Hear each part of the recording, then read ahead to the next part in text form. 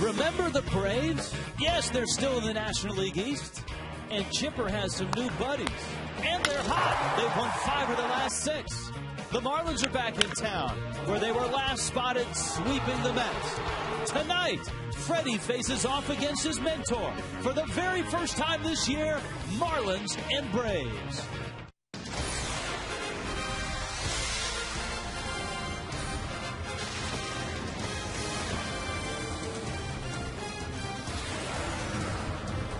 Good to be home again for the Florida Marlins. They return home for a long homestand, which opens with the Atlanta Braves. Remember them? The Marlins haven't seen them since spring training. First matchup of 18 against the Braves. Everybody getting ready. It's the Braves, it's the Phillies, then it's the Brewers. But we start with Atlanta, and the Marlins start with Anibal Sanchez tonight. Hi, everybody. Rich Waltz along with Tommy Hunt. Nice to see the Braves a quarter of the way through the season. It's a nice measuring stick for both of these teams. Yeah, I know you and I were wondering if the Atlanta Braves were still in the division. They are, and they're still managed by Bobby Cox. Marlins coming off a road trip. Some bad, some good. Their last game, good. In fact, Cody Ross, really good. And he's the type of guy, Tommy, that when he hits a couple, usually more to follow. We've seen Cody go on nice stretches, and I think he's starting one right now. You know what? I think it actually started when he stole home, and he got a little frisky. He got a little better at the plate. He got a little more selective. He was 5 for 15 on the trip. Over his last 10 games, look at that, a .421 batting average. And you know what? Overall, Cody Ross is hitting .351 with runners in scoring position. It's our first chance to see Jason Hayward, the young rookie, the guy that is lighting it up for Atlanta. And it all started for him in his first at-bat in the big leagues. Yeah, you talk about starting your major league career with a bang. How about Jason Hayward, who will not be 21 until August? First time up in the big leagues, home run, the 6th Atlanta Brave player to do that. He leads all rookies in home runs, RBIs, total bases, on-base percentage, slugging percentage. He has had, to this point, a tremendous season. He's a good-looking young hitter. He's done a nice job in the outfield, and as I mentioned, he's only 20. One of the strengths, certainly, for the Florida Marlins this year has been their starting pitching and the back of their rotation, and in particular, tonight's starter. Anibal Sanchez, of course, really had to work through the labrum surgery, 07, 08, 09. Frustrating start to this season. Tommy, what has turned it for him? You know, it's safe to say it's been a process, I think, for Anibal Sanchez. We believe what's turned it around for him, he's gotten more aggressive, and he's not maybe the perfectionist that he was early in the season. Put the fastball down, middle of the plate. It has movement. It's 93 miles an hour. He has a good changeup and a breaking ball to go along with it. His last outing against the Cardinals was just outstanding in his 7 innings. And he went 7 innings and won his start before that as well. It all starts here tonight, the homestand and the series against the Atlanta Braves. The Marlins getting set to go against the Braves. Prospects versus players. Jeff Conine will break it down. We'll take a look at some of the big names, one in particular, coming up.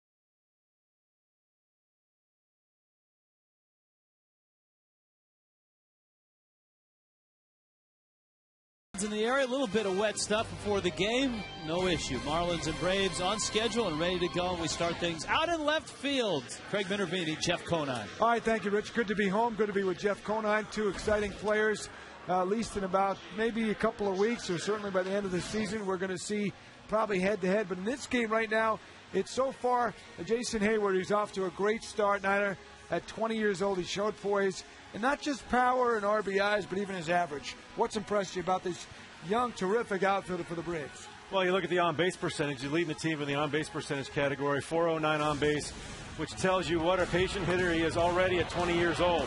I got to talk at length with Terry Pendleton, the Braves hitting coach in spring training, about this kid. And he said, Niner, he looked at me in the face, he goes, this guy is the real deal. He said he is so mature for what he brings to the table at 20 years old. He said he plays more like a 30-year-old player than he does a 20-year-old player. Now, it sounds like those are the kind of comments, although Stanton hasn't had a chance to prove it on the major league level yet, about Mike Stanton, the Marlins' own 20-year-old player who leads all minor leaguers with 17 homers. Is there any doubt? Even there is an adjustment to come up here. Hayward's gotten a chance to get his feet wet first. Any doubt that Stanton repeats numbers that are going to be similar to Hayward's? I don't think so. I think you're going to see what you're getting in AA right now at the big league level. Maybe not initially, but he definitely will make an impact. Very similar to Hayward, except for they're from the opposite side. They're both big, strong guys. Hayward and Stanton, I think, are both 6'5". Stanton, 235 pounds. You see the ridiculous numbers he's putting up in AA right now. 41 games and 44 RBIs, 17 homers. I mean, this guy's going to be an impact player at the big league level for a long time. How many days did it take you to be impressed with Mike Stanton this spring training? Probably the first ball I saw him hit over the clubhouse in left field when he was taking batting practice. When you've got major league hitters standing around the cage, oohing and awing at a BP that a 20-year-old's taking, you know you're something special. All right, so we'll have to see the date on him. But 17 homers leading the Jacksonville Suns to first place, 12 games over 500 in AA. Up next, though, our attention turns to Game 1 of this series. Anibal Sanchez and Kenshin Kawakami. It's always fun. They'll meet 18 times this year, and for the first time in 2010, they'll meet next.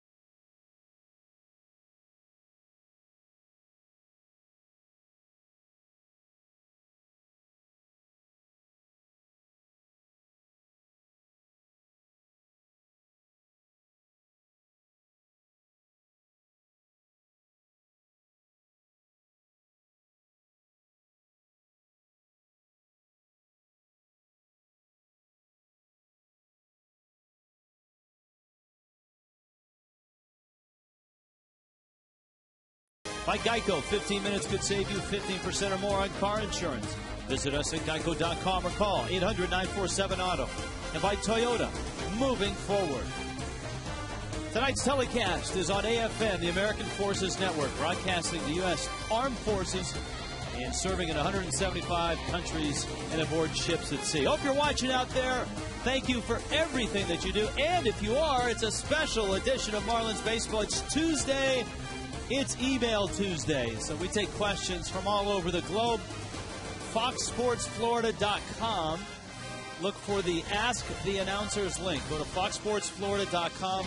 Look for the Ask the Announcers link. The Atlanta Braves walk into town a half game ahead of the Fish, second place in the East. Martin Prado leads the National League in hits. Jason Hayward, everybody's Rookie of the Year right now. Chipper Jones is scuffling. Brian McCann in the cleanup spot. Troy Glaus, followed by Eric Hinsky, who has infused some life in this lineup. Yunel Escobar and Nate McLouth are scuffling too. Kawakami is in the 9 spot. Anibal Sanchez is in the windup, and that means we're underway. He backs Prado off with a fastball. I think early on, Rich, it's always important to see how Anibal Sanchez gets his comfort feeling out there, gets his rhythm going. Ground ball, base hit, left field. That snaps an 0 for 10 for Martin Prado, and it adds to his hit total, 57 hits. That is tops in the National League. Andrew McCutchen, Brian Braun, Ryan Theriot, all with 55. What a nice find Prado has been, and he's also second in the National League in multi-hit games, so he is off and running to a terrific start. Well, here he is, the masher from McDonough, Jason Hayward. As Tommy pointed out, still just 20, and Sanchez misses outside. He has already seemingly had a season filled with big hits, walk-off hits. And the interesting thing, he's not your prototypical number 2 hitter. Down the road, as his career matures, I'm sure he'll find himself in the middle of the lineup.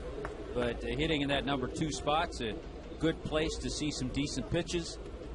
Got some guys on base. Prado's on base all the time, and some pretty good boppers behind him. As Jeff Conine pointed out on Marlins Live, one of the impressive things about this young man is his pitch recognition. His on-base percentage is 5th in the National League. That's not among rookies. That's among everybody in the National League. His slugging percentage, 5th in the National League.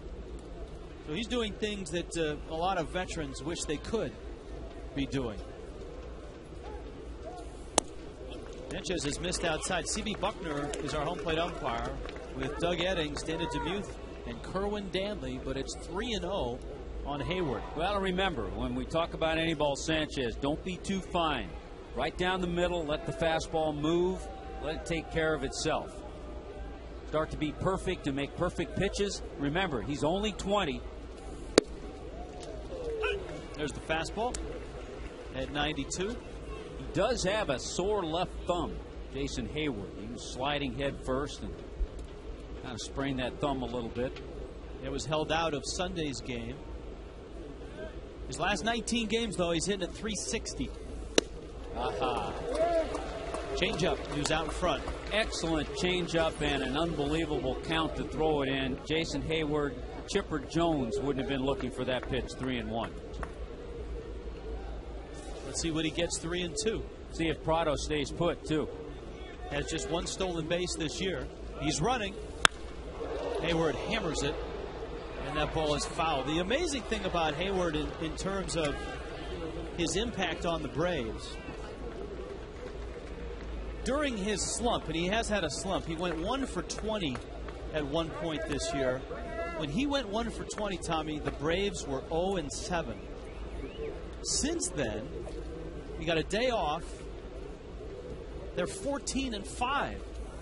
On the move, and Hayward hammers it into left field. A base hit. So Prado stops at second. 2 base hits to left field. Prado and Hayward. A well-placed base hit with Hanley Ramirez covering the bag. Here's the defense tonight for the Fish with Coughlin, Maven, and Cody Ross in the outfield. Around the infield, Jorge Cantu back out of that DH role. He's at third base. Gabby Sanchez at first, and Ronnie Paulino behind the plate. Anibal Sanchez in a little jam early. And he has to face, of course, Chipper Jones, who has been in the 3 spot in the lineup forever, it seems. This is his 17th year as an Atlanta Brave. There's the changeup you said the Chipper wouldn't hit, and you were right.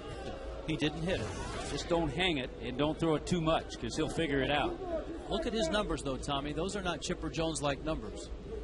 You know, from a guy who a couple of years ago won a batting title.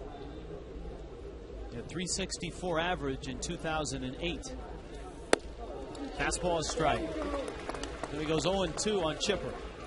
A little more aggressive and getting ahead to Chipper Jones. Yeah, the Braves are at the beginning of a stretch the Marlins just completed, 20 games in a row.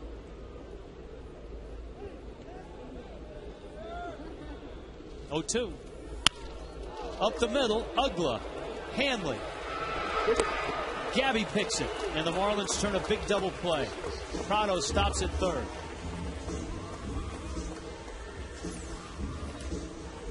I'm a firm believer you get that double play, number one, because you make a good pitch and you get yourself in a pitcher's count.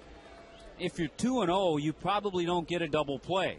But because he'd gotten ahead to Chipper Jones, Anibal made a good pitch and it turned into a 4-6-3 double play. Now let's see if he can get completely out of the inning. To do that, he has to get Brian McCann.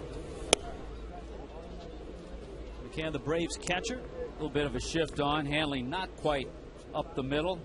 Dan Ugla in shallow right field. His bat is heating up. He has hit 3 of those 5 homers in his last 10 games.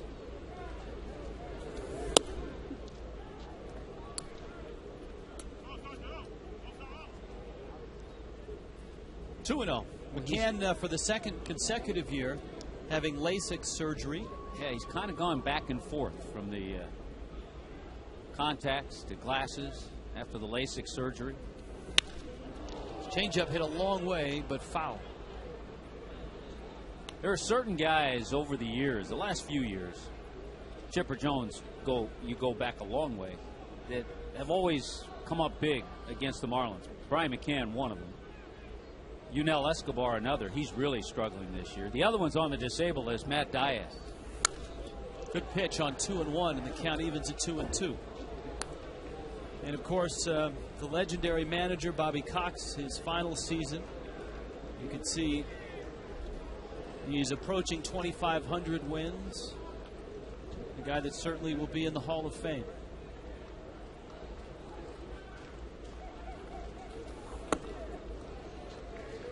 They went slider on 2-2.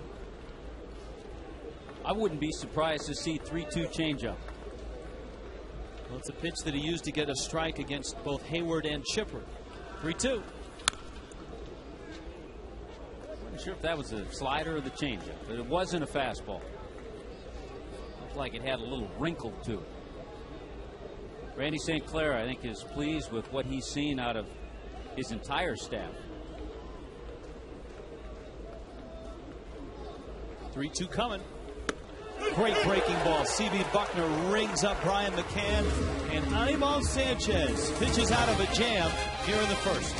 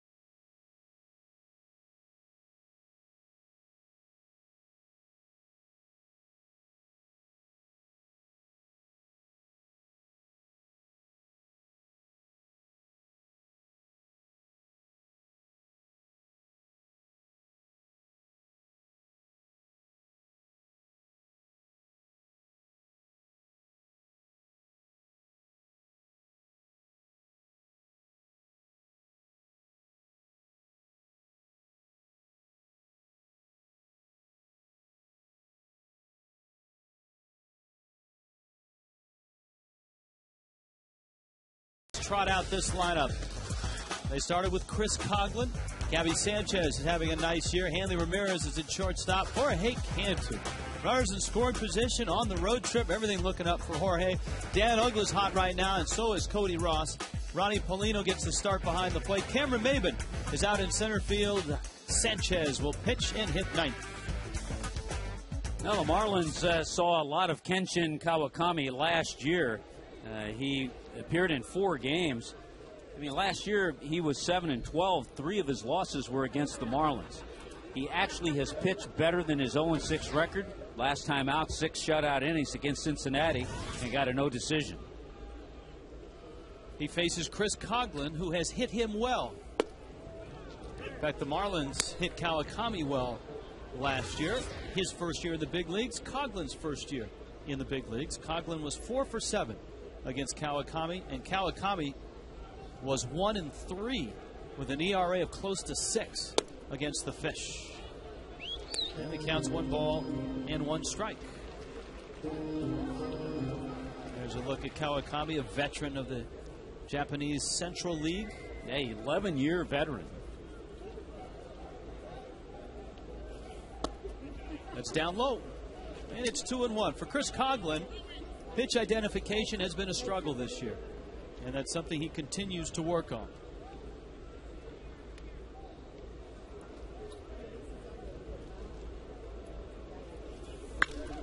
Cox drives that ball to left and hits it well. Hinsky goes back, won't get it, off the wall, bounces over his head. Good job by McLeod to come over and help out, and Coghlan opens with a double. Hey, Rich, I love the pitch recognition on that one. Well, he got himself in a good hitter's count. Yes, he did, and he drove it. Good, solid swing. He drives this ball a long way. It's our checkers double of the game, gets it over the head of Eric Hinsky in left field. And that's a nice swing. I think an important 10-game homestand, not only for the ball club, but for Chris Coghlan, and that's a terrific start. Here's Gabby Sanchez, and while Jason Hayward certainly is getting almost all of the attention in terms of rookie hitters, Gabby Sanchez very quietly is making a name for himself in his rookie season. I'll tell you, the most fun today that I had was looking at the Jason Hayward rookie statistics and seeing Gabby's name all over him. 6th in batting average, 3rd in RBIs, 2nd in multi-hit games, 2nd in hits, leading in doubles amongst rookies. You can see he was trying to push it to the right side. The count is 0-2.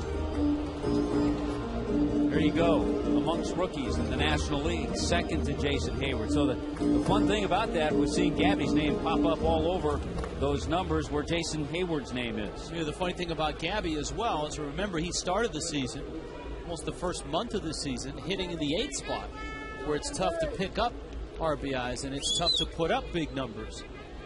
But he certainly has won the number 2 spot in the order. Coghlan's at 2nd, 0-2 coming, and Kawakami steps off. Kawakami very good around the mound. While in Japan, he did win some gold gloves, or the equivalent of the gold glove in Japan. A lot of times when a pitcher and catcher see a hitter's really trying to hit a ball the other way, they'll try to bust him inside with a hard fastball. Here it is. He got in on him, and Gabby pops it up. Prado makes the catch. Well, for the first time this year, let's look at the Braves defensively. Eric Hinsky, Nate McLeod, and Jason Hayward in that outfield. Chipper Jones, Yunel Escobar on the left side, Martin Prado, Troy Gloss on the right side, and Brian McCann behind the plate. Pretty good defense. They've made just 29 errors this year, and the Marlins have turned things around defensively. No errors on the road trip. No errors since the error heard round the world. That's right. Hanley's was the last error. Hanley Ramirez with Jorge Cantu to follow, and Coghlan still out there at 2nd. Hanley 2 for 9 with a home run against Kawakami, who spins one up there and misses. It's 1-0. This is a situation. Occasionally, it depends on the pitcher, and I don't think Kawakami's going to allow it. But with 1 out, that you would see Chris Coghlan maybe try to steal third, but Kawakami's paying pretty close attention to him. Prado's keeping him close. A leadoff double here in the first. The Marlins and the Braves meeting for the very first time this year.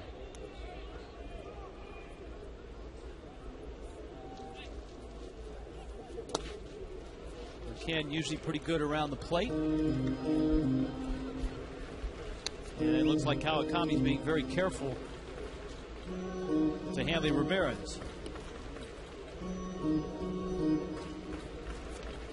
Kawakami at 0-6, but an ERA of under 5. So he certainly at times has pitched in bad luck.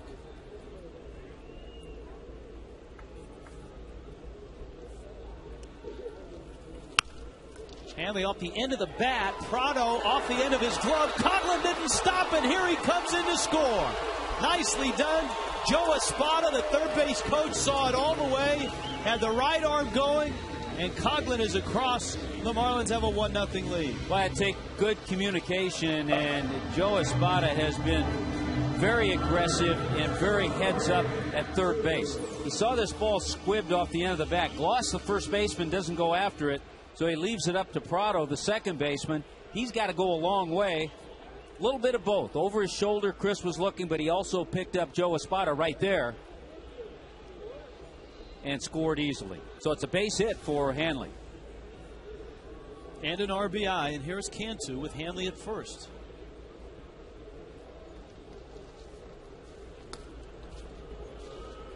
The Marlins, of course, on Sunday had their best offensive day of the season in a 13-0 wipeout of the White Sox. And Cantu was 3 for 3. Homer, double, single, 2 walks. Hanley is running. Pitches a strike. McCann's throw in time. He's out on a head-first slide. Good throw by Brian McCann.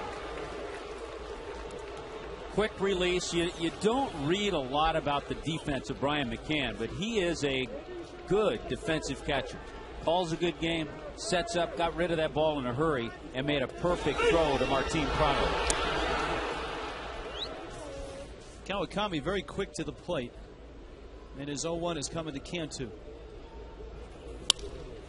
Georgie sends a flare out to center. McLeod is there, makes the catch. Marlins are on the board, and we are underway in South Florida.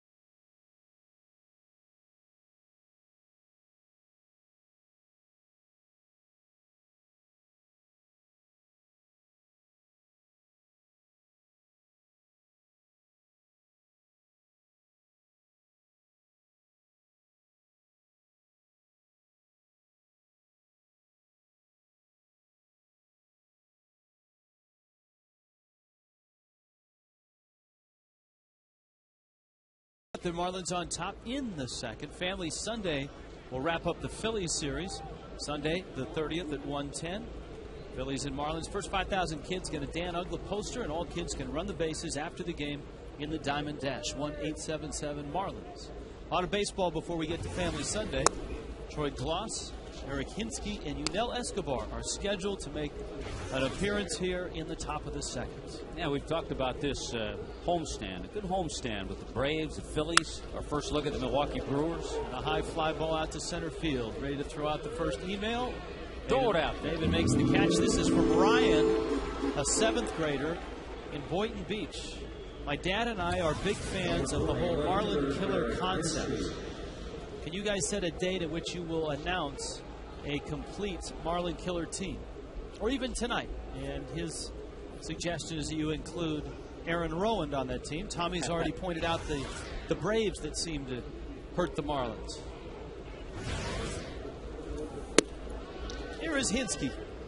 We're told from our crack staff, Ryan, that yes, we will do it probably later in the season, late July, early August. Yeah, because we have to wait a little bit into the season. We may have some new additions. It's true.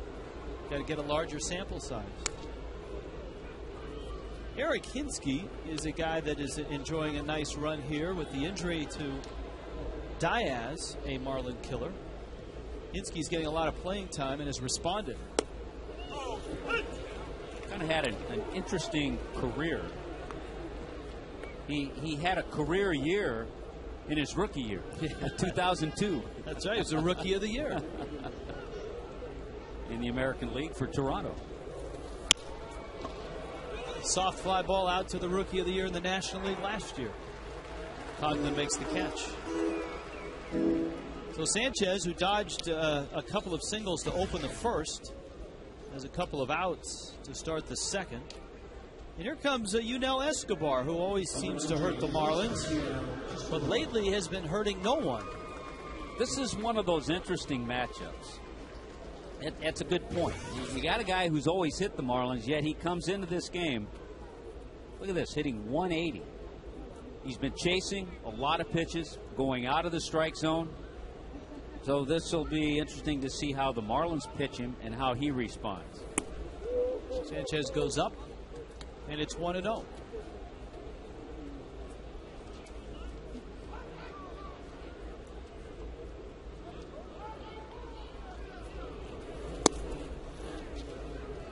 And misses outside with a breaking ball. Ed from Homestead has our next email. If Mike Stanton performs as advertised once he's called up, should the Marlins go with a Coghlan-Maben platoon? Since neither has shown any offensive consistency. I know they're both good and likable kids and good players, but Freddie needs the production. That's a great question, and it's a situation that I'm sure Freddie, I'm sure the front office is thinking about when that time comes. And I would think Coghlan, Maben, Brett Carroll, Cody Ross are all thinking about that too, because you know he's headed in this direction. Sanchez loses Escobar, and now he'll have to face McLeod.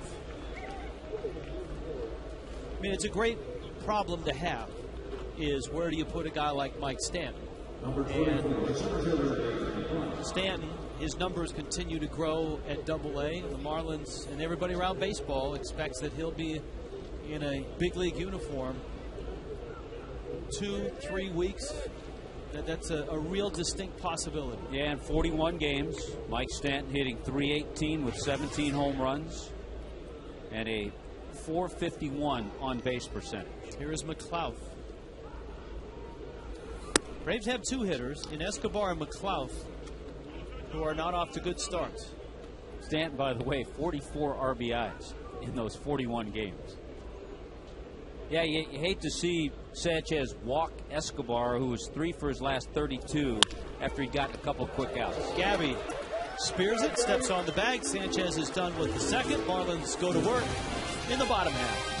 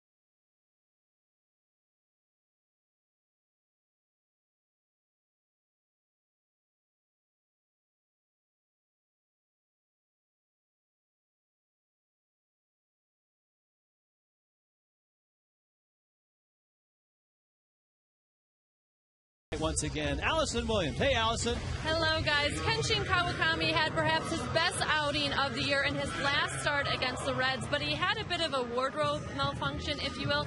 See, he started the game wearing a new pair of Nike cleats that he ordered because they had higher arches, and his old shoes were giving him blisters. Well, after two innings, they were bothering him, so he switched back to the Mizunos.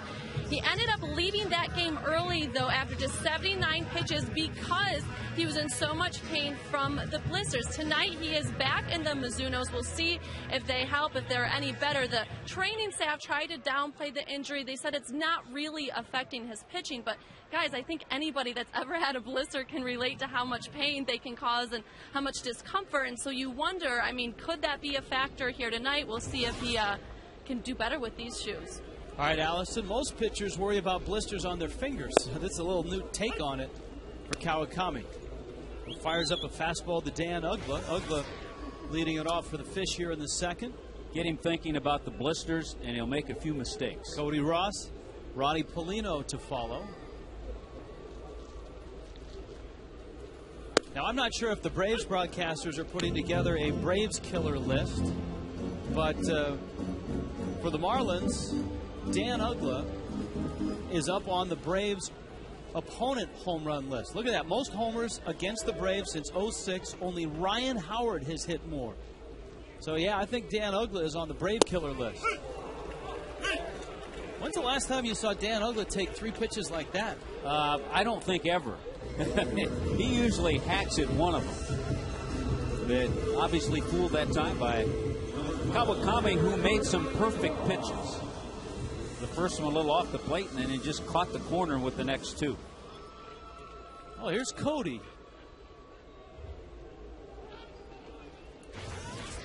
Cody Ross's average over 300. He is having a terrific May. And, of course, hit 2 homers on Sunday. And Kawakami misses down low.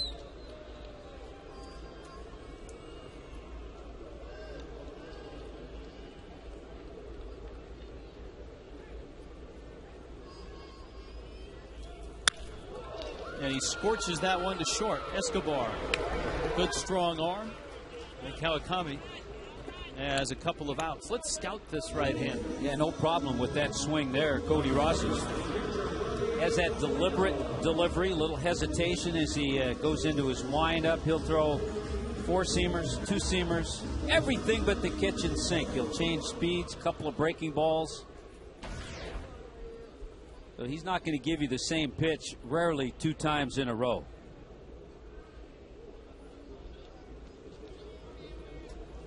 Paulino stands in.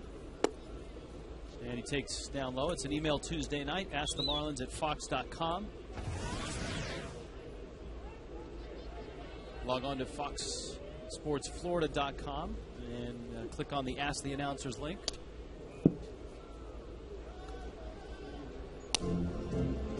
Our next question, All-Star voting. How do you guys feel about the fact that Jimmy Rollins leads Hanley Ramirez in the All-Star voting, considering he only played 12 games? That's from John in Coral Springs. What's your take on fan voting for the starters? John says take it out of the fans' hands. Paulino says, I thought that was going to be a strike. You know what? I think whoever's hands you put it in, whoever hands you put it in, you'll have complaints. There's not a perfect system. Let the fans have an opportunity. I think it is wrong that Jimmy Rollins is there, and you also want to wonder how the effect of Hanley's whole situation will be on voting for him across the country. It's not been a great year for National League shortstops. Troy Tulowitzki is starting to heat up right now. Paulino, a soft fly ball down the line, and it's fouling out of play. Yeah, Yunel Escobar, another example, having an off year. These are the leaders right now at their positions, and if there's a shade of red, it's because the Phillies and the Cardinals are monopolizing. It's the red states versus the blue states. We need Chris Matthews here to decipher this. A lot of people voting in Philadelphia with Polanco, Rollins, Worth, Utley. That's just the first of many tallies. As we saw last year, the lead can go back and forth as you go. Big pop-up. Escobar skips after it. and makes the catch. Marlins go 1-2-3 in the second. Let's go to the third.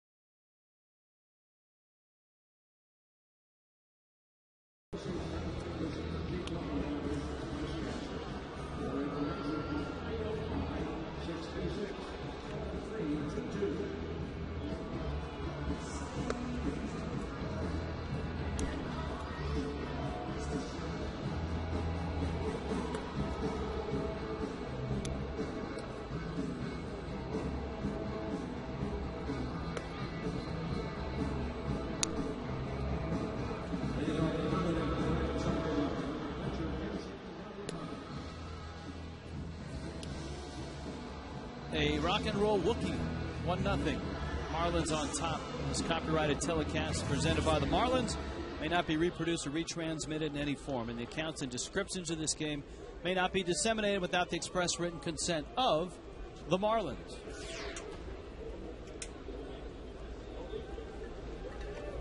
Bottom of the order, Kawakami, and then up to Prado and Hayward for Sanchez. A 1-0 lead in the third.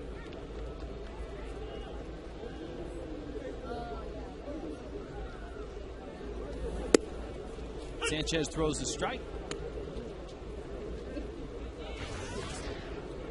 We've already had a couple of emails addressing the 10-run reel that we had on Sunday, including one from Anna in Coral Springs saying, you promised to show the A.J. Burnett video on Sunday during the 10-run reel and had technical difficulties. Will you show it tonight? I think we had a good response to our 10-run reel, and it's nice to get that email from Anna in Coral Springs. And I think what we did was we did promise that we would try to get it on the air tonight. So at some point we'll get that A.J. Burnett fastball through the window of the car tonight. And it's only fitting because A.J.'s pitching against the Twins tonight in Minnesota. It was an accident, and so was that 3-2 pitch. Walking the pitcher, the two guys that Sanchez has walked in this game, Escobar, who was 3 for his last 32, and then the pitcher Kawakami. And that brings up Prado.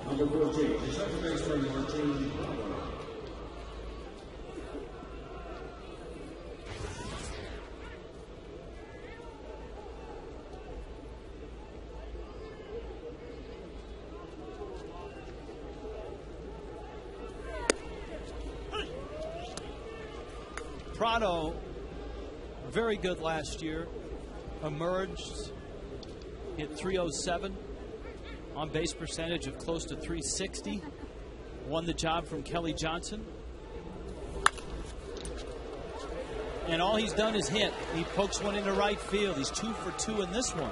Well, he's a smart hitter. You saw what he was trying to do there, just hit a ball to the right side, get it through that hole.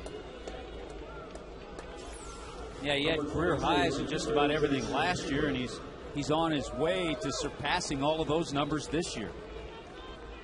All right, this is a spot where you don't want to face Jason Hayward, and that's with runners on and runners in scoring position. Hayward is in the runners in scoring position elite in the National League. Yeah, I think if you had a more typical number 2 hitter, you'd be looking for a bunt. Well, even with Jason Hayward, Bobby Cox has him square. I wouldn't anticipate it every pitch, though, so be careful. He's hitting .412 with runners in scoring position this year. That's 6th in the National League. Jorge Cantu is 2 spots behind him, 8th. Showed bunt, looked at a curve, and it's 0-2.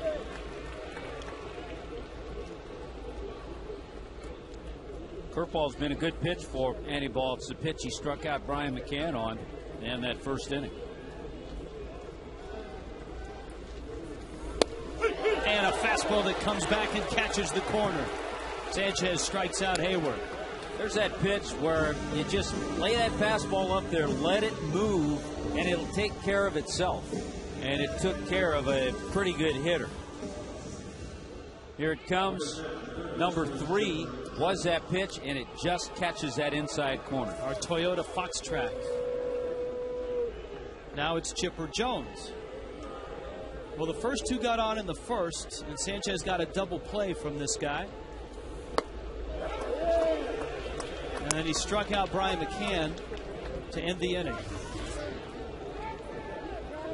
Jones signing a contract extension, which has him through 2012 with a team option for 2013.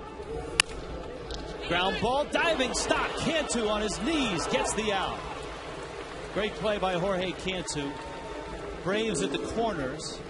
And again, Sanchez is going to have to get McCann. You know, I'll throw this out there. I'm sure Jorge Cantu makes this play anyway. Look at it on Fox Vision. That's great. But with 3 days DHing in Chicago, he got to rest the legs a little bit. The legs a little sharper, so he got to that ball and made it look easy. Our Geico quote, it was a nice breather, but I can't wait to get back to third base. Yeah, he likes going out there and playing both ways. Shift is back on for McCann. The one difference, you have Gabby holding the runner at first base.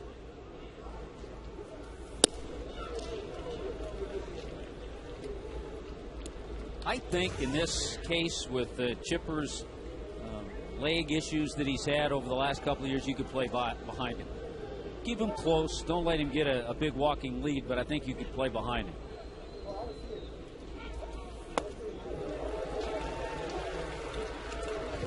If it's an average year for Brian McCann, he's going to make the All-Star team.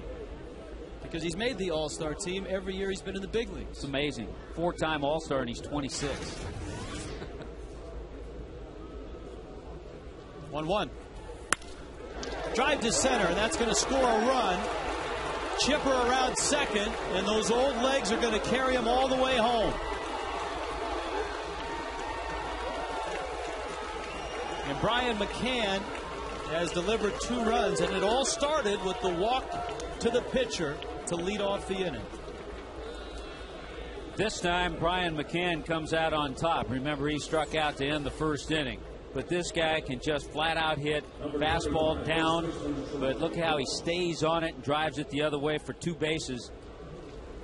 It's his 6th career hit against Sanchez. And Brian McCann puts his ball club ahead.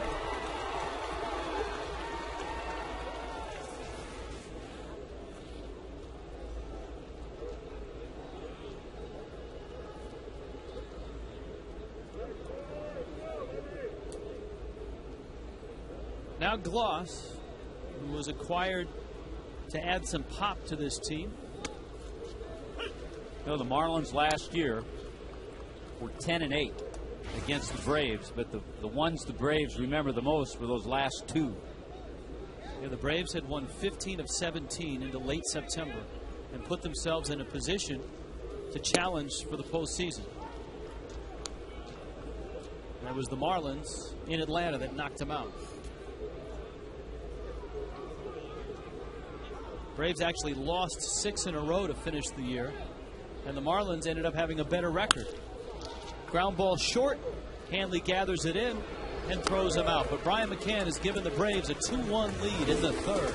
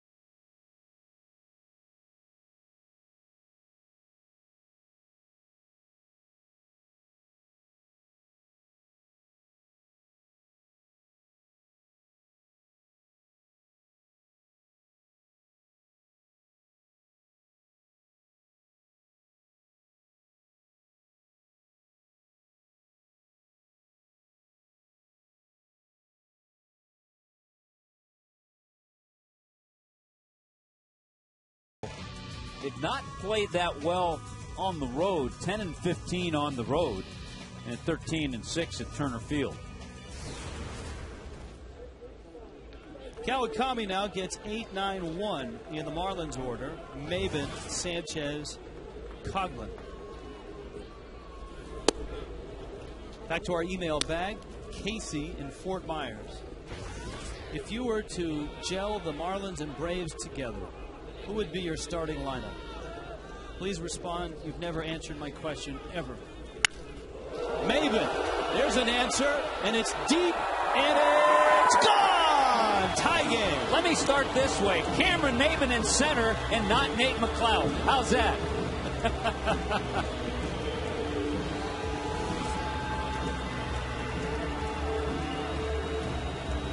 His fourth, 2-2.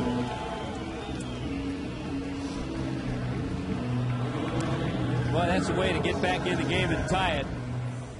Maben with a shot. That's one of those, even when you get to that deep part of the ballpark, you have a real good feeling as soon as it left the bat, it was going out of here. Here is Sanchez.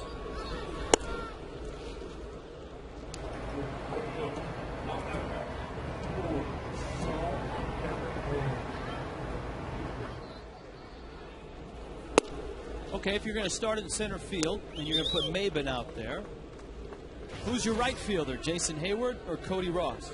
Or can you just want to pick three outfielders? Got to go with Jason Hayward. Tapper out towards short. No disrespect to Cody. And there's an out. Left field, Hinske, Coghlan.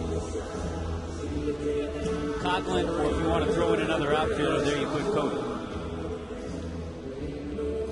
Comes Coghlan. Infield, third base. Cantu or Chipper? Right now, I think you have to go Cantu. Yeah, at this stage of their careers, you'd go Cantu. If you look at the big picture, you'd say Chipper. No question, it's short, Hanley. Second base?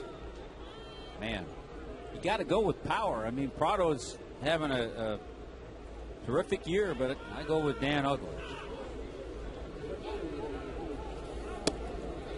Behind the plate?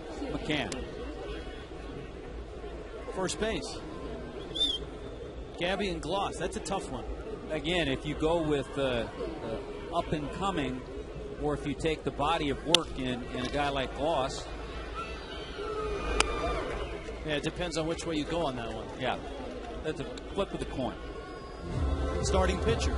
Tim Hudson, Josh Johnson. Well, let's just match up aces. The young aces. You got Tommy Hanson and Josh Johnson. And you match up a couple of aces. Kawakami, you'd match up with Nate Robertson. You know, number 5 guys.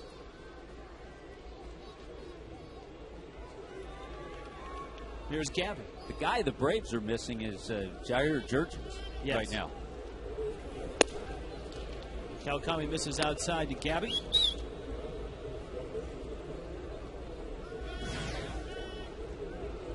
Sanchez popped out back in the first. So I hope you're happy now, Casey, that we've answered one of your questions on an email Tuesday night. Allison in Miami wants to know, my husband and I were wondering why in baseball is it a clubhouse, but in football, basketball, hockey, it's a locker room. There's a liner over the head of Chipper, bringing Hinske over towards the line. Gabby has himself a single. And that will bring Hanley to the plate. Probably because of the makeup of the two and the time spent. Football, it's your locker room. You get there, you get changed, you go play. And you're only there for game day. Basketball, you're in and out. Baseball, you spend a lot of time in a clubhouse. And it's made up more like a clubhouse. So that would be my answer. Hanley, an RBI single back in the first.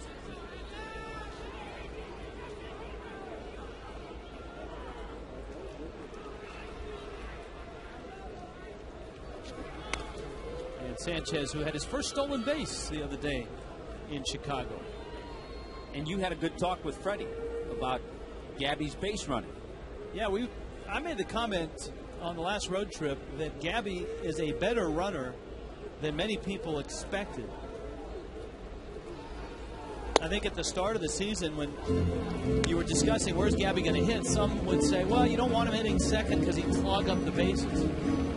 But it doesn't seem like he has done that. And Freddie said one of the reasons why is, number one, he's a good base runner. He gets good jumps. He has good instincts. Number two, he goes hard all the time. And so whatever foot speed he does not have, he seems to make it up in those two areas. Hanley to center. McLeod right there makes the catch. Marlins get a run back on one swing. Cameron Maben makes it 2-2.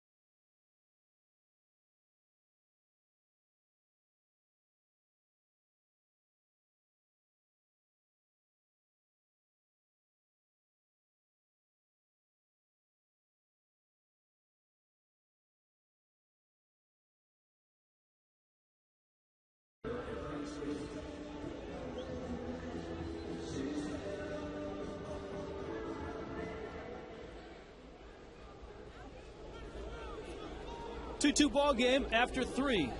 Into the 4th we go. Anibal Sanchez gets Eric Hinsky, Yunel Escobar, and Nate McLeod.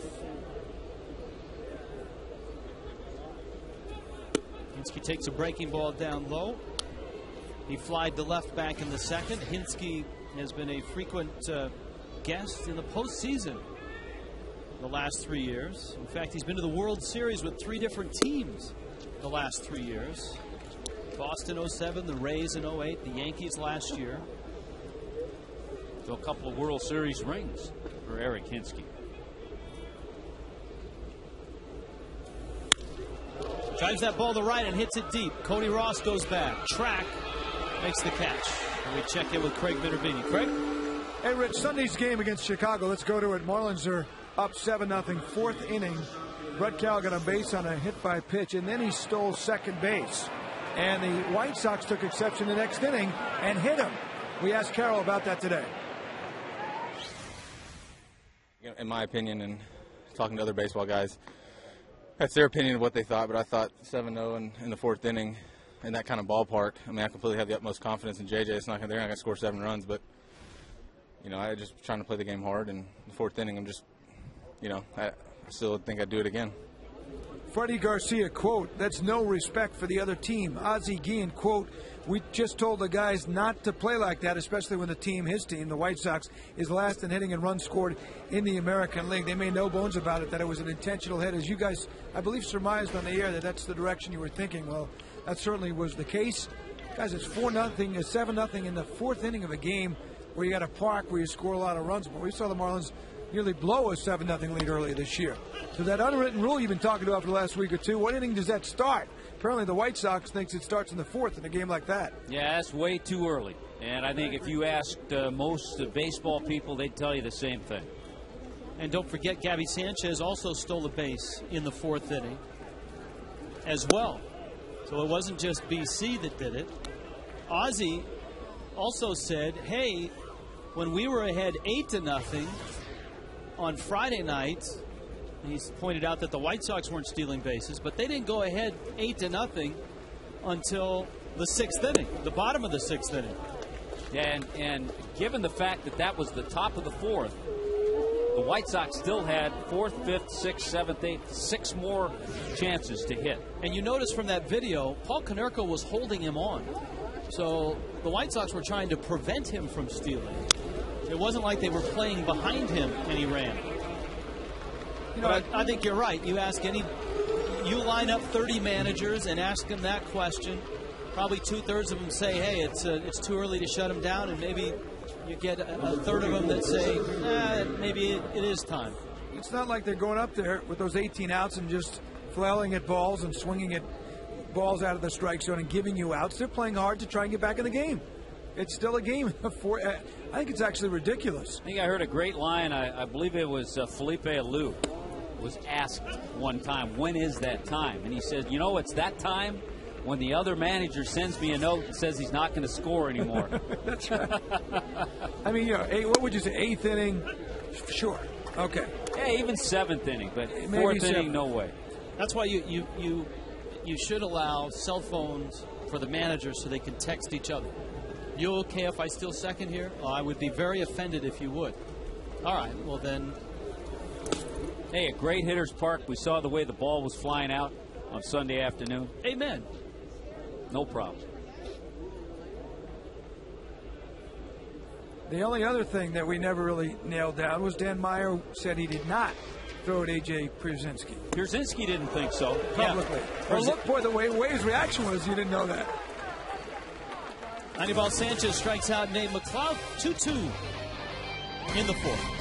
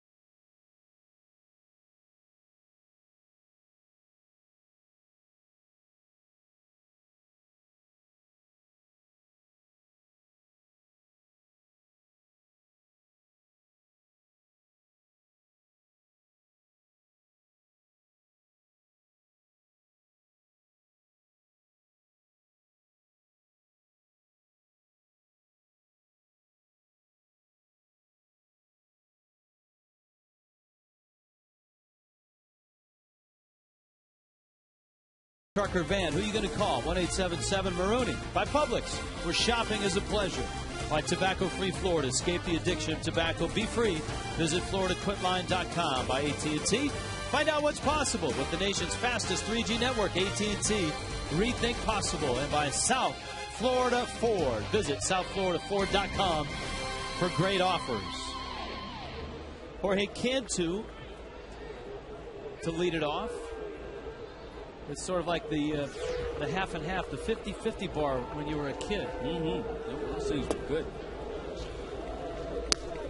Jorge Cantu, Dan Uggla, and Cody Ross. Rich, I think sometimes you have to put things in perspective when you look at an entire season. You break it down about a quarter of the way through, and the Marlins are 23-22. Last year at this time, after 45 games, they were 20-25.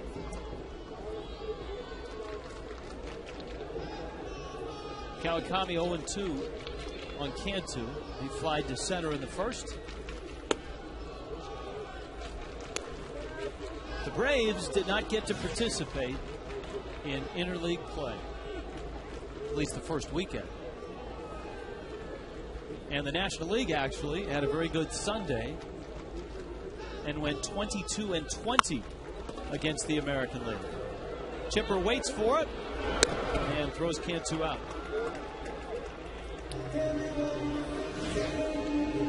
One out. Here comes our AT&T trivia question. Flip the phone. What do you got? Crack staff. Bring it on. Braves farm team. Name the only team in the chain that is not a Brave. What the heck is that? How weak is that? I was studying all kinds of Bobby Cox trivia. Terry Pendleton trivia. Yeah.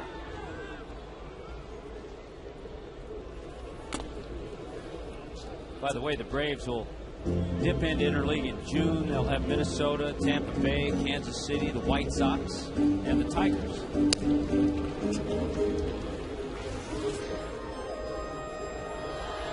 Well, Counts 0-1 on Ugla. You have the Gwinnett Braves, right? Okay. You've got the Mississippi Braves. You have the Rome Braves. This is thrilling stuff. And you have Ray Tell, go on. You have the Myrtle Beach Braves. No. Oh.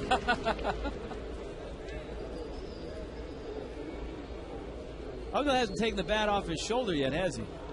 He was called out on strikes back in the second. Dan swings and fouls it off of McCann's glove. Was looking for some Claudel Washington stuff. Here's our email address. AskTheMarlins@Fox.com. AskTheMarlins@Fox.com. David has this question, and it's pointed in your direction, I suspect. After this 1-2 pitch to Ugla. Breaking ball, Ugla hits it to left. Hinsky is there and makes the catch. How many calories should baseball players consume on the day of the game? And how far ahead do players eat? I can imagine Tommy would know this because he was a player and he certainly consumes calories. Eats calories like the cheese platter from the racing sausage. You know what? Everybody has their own little different routine and schedule. Some guys will go in and get a little bite to eat and have a salad right after or a sandwich right after batting practice. I think pitchers, it's a little more important. A lot of pitchers used to always like to eat pasta the night before to carb up and lots of liquids to hydrate. A little different for pitchers. Everyday players, everybody's kind of on their own routine. Broadcasters essentially stuff their faces on free food anytime they can. And that's another nuance when you were explaining why in baseball it's a clubhouse, in other sports it's a locker room. I don't think football players and basketball players hang around the locker room and eat. And have kitchens in there with a chef that'll supply you with food. Usually they don't show up at the ballpark at 1 in the afternoon to lift weights and stretch and do all their work. A whole different routine over the long season. Cody fouls it back. Counts 2-2. Ross bounced out sharply in the second. Angry. This is not an angry email or the angry email, but it is an angry email. Kendall in New Jersey. Going back to the All-Star voting, how is it that Dan Ugla is not in the top 5 for second baseman? I think we ask that every year. He leads all National League second basemen in RBIs with 31, tied with Kelly Johnson for home runs. Ross in the hole. Escobar slips and still gets him. My goodness. He has quite an arm. And it was a close play, which we will look at as we go to break.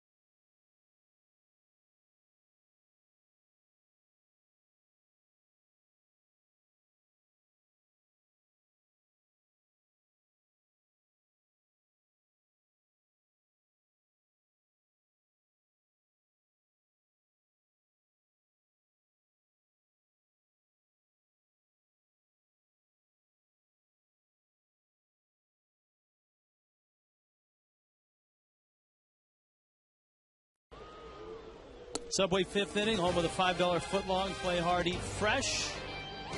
2-2. Does he have a bunch of hair up inside that hat, you think, Tommy?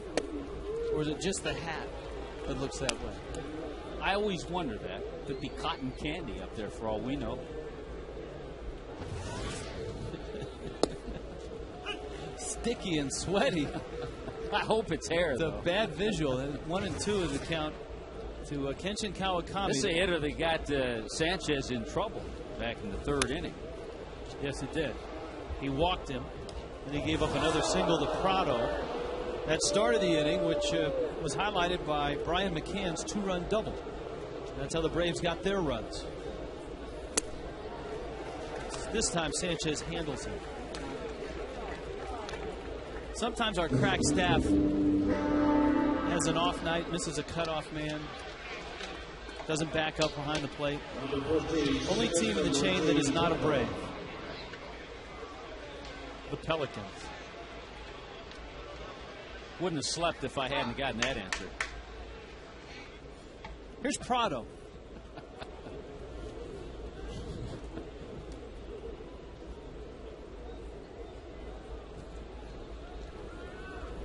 Max, age 8, from his iPhone.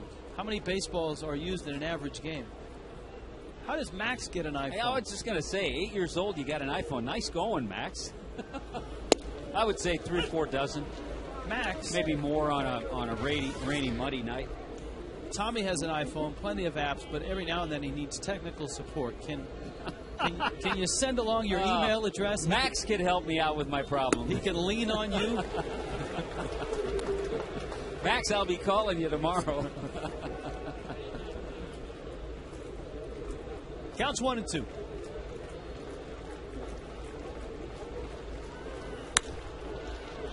High fly ball. Let's see if Cody can track it down.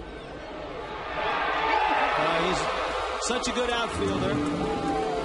Approach the wall, nice and calm and cool. No worry. Here comes Hayward. Here comes the Keep Your Edge Spotlight, brought to you by Just for Men Mustache and Beard. Cameron Maven tied the game with this home run. He gave the Marlins the edge. You too can keep your edge with Just for Men Mustache and Beard. Rich, I'm going to throw something out for fans who come to games. It's a little hard to watch the whole thing from television. You come to a game and you want to enjoy yourself and watch an outfielder play perfectly. As soon as the ball's hit in Cody Ross's direction, watch him go after it.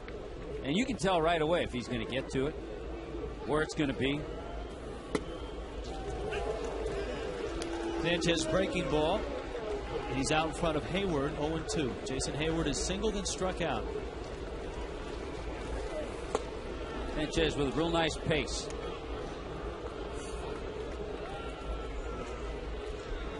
Six or more innings in 7 of his 8 starts this year for Anibal. Beat the Cardinals on the road his last start. That was a good pitch. But I think Paulino may have framed it and tried to bring it in.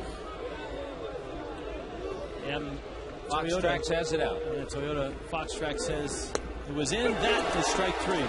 So he's punched out Hayward twice. Sanchez works a 1-2-3-5. He's retired 7 in a row. It's 2-2.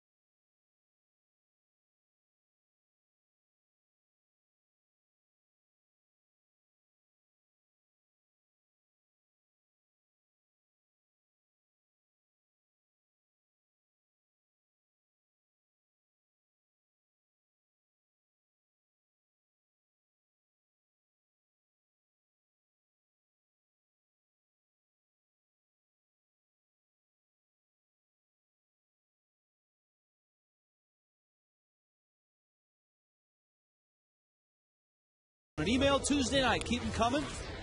Ask the Marlins at fox.com is our email address. We'll get to as many as we can. Michael from Miami, who came up with the chop? Was it Florida State or the Braves? Which one was first? I was obviously not around when that started in either place. I would guess Florida State.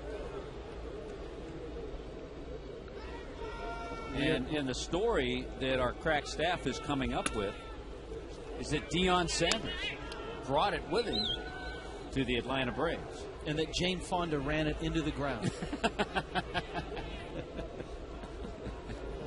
And Ted Turner got it on TBS. Here is Paulino, and he takes down low. And the count at 2-1.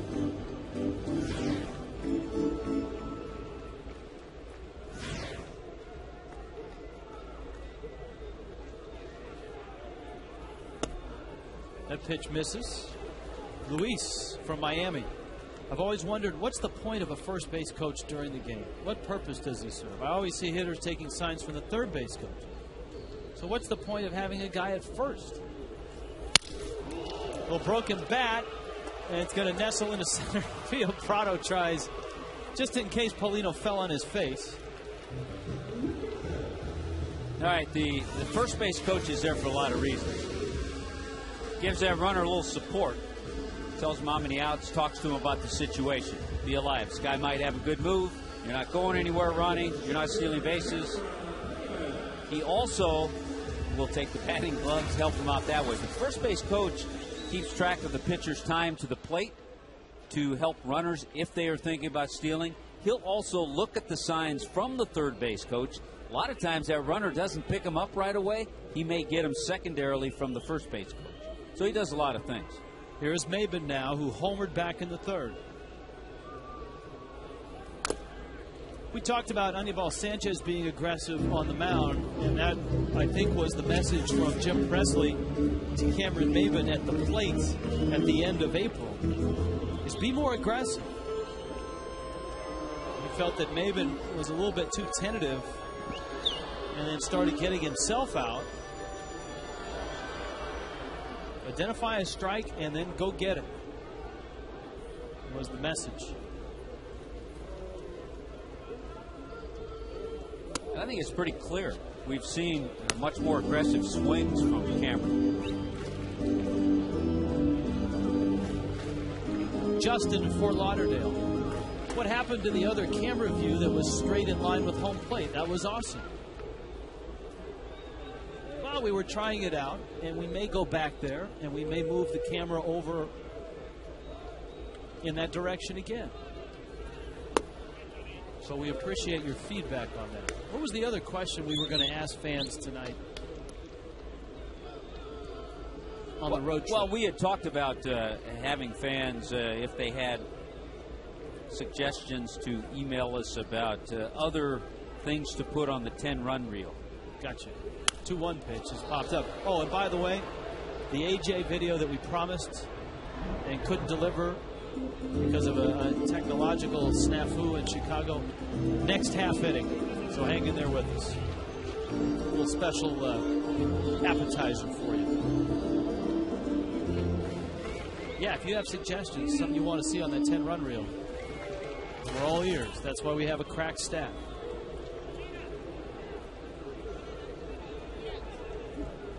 And they truly get the big bucks for finding all these things. Absolutely. Jake in Jacksonville. I'm 12 years old. How many games a year does Chewbacca go to? Does he have any friends? Maben bangs it into center field. And Paulino will stop at second base. Cameron has two nice at-bats in this ball game. Sets up nicely for Sanchez. Super Saturday's coming up. Baker Concrete Super Saturday. Post-game concert, fireworks, and more. Luis Enrique and Jerry Rivera on the 29th. Sergio Vargas with Millie Quesada on June 19th. 1-877 Marlins. Seems like Chewy's always around friends. Yeah, the usual folks, R2-D2, Princess Leia, Lando. I still think we got to get Chewy to a car wash. Here is Sanchez squaring. Drops it down. It's foul. Sanchez has one sacrifice bunt. Here's a great opportunity to really help himself. It's not the strong point of what he does. He's actually swung the bat a lot better this year. And this situation could really help him out. It's not easy given the fact that Ronnie Paulino is the lead runner at second base. That makes it tough.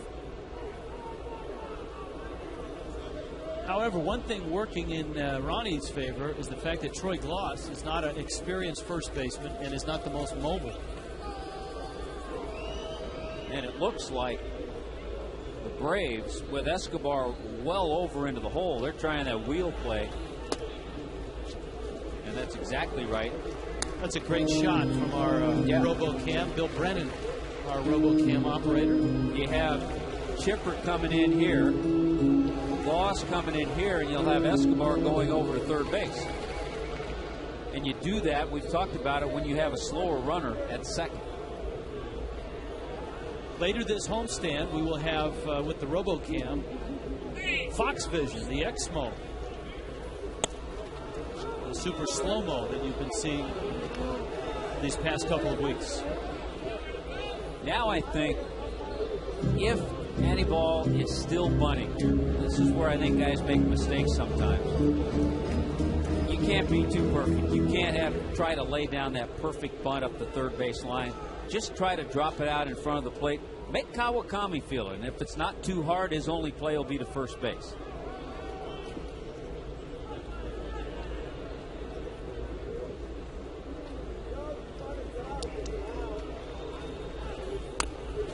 Drops it down. Kawakami to first. Nicely done. Oh, that's beautiful. Good job. Made the pitcher feel that there wasn't a play at third. And Ronnie got a good jump, too, going from second to third. And that gives Coughlin a great chance here to untie this game. Didn't try to beat too fine. Didn't want to get it right up that line. Just put it in a nice spot.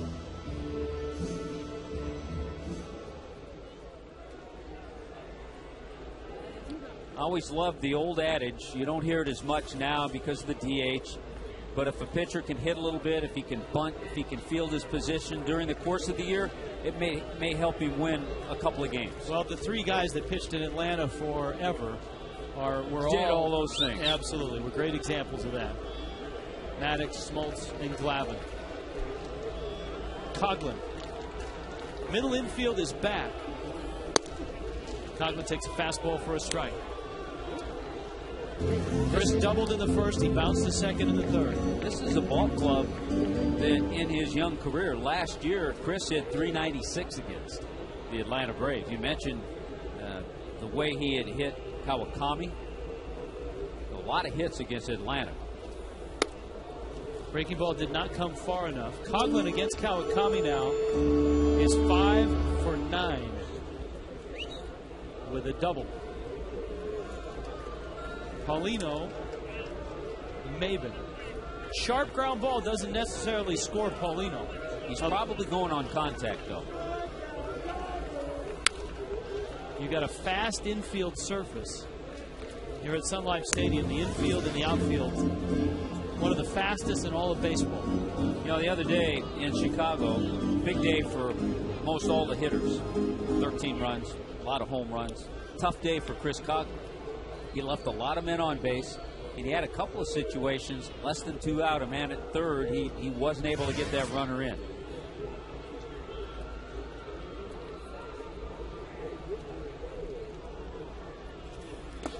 Ball in the dirt. McCann picks it out, and it's 2-2. Kawakami isn't necessarily a strikeout pitcher.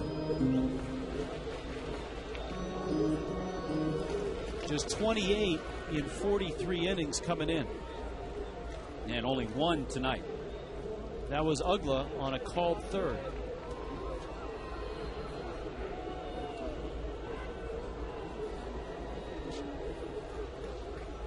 Generally, though, pretty good control from Kawakami. No walks, so only 13 walks on the year.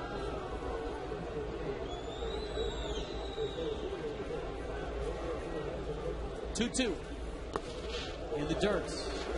Remember, Coughlin doubled off the wall and left. The Braves outfield, look how shallow McLeod is. Right there, he probably has the best arm of the outfielders. And we've seen Coughlin pull balls into the gap in right center. And Hayward is way off the line in right. An interesting alignment that the outfield is set up in for Atlanta.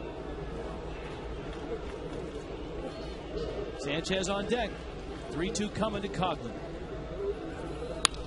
Chris pulls a ground ball to second. Runner coming home, and Prado thought about it and asked to go to first. Nicely done. Paulino got a good enough jump. Prado took a peek, and the Marlins take the lead. And that all happened because he was going on contact, and he went immediately. He got a good jump. You have to get a good jump. When you don't have great speed, you can still run the bases well. There's the jump. He had a little bit of a walking lead. He had his momentum going toward the plate. And as soon as that ball found the ground, he took off and he scored. That would have been some collision at the plate if he'd have thrown it home. Paulino and McCann. Now Gabby with a runner at third. And a strike. Sanchez popped out. Single.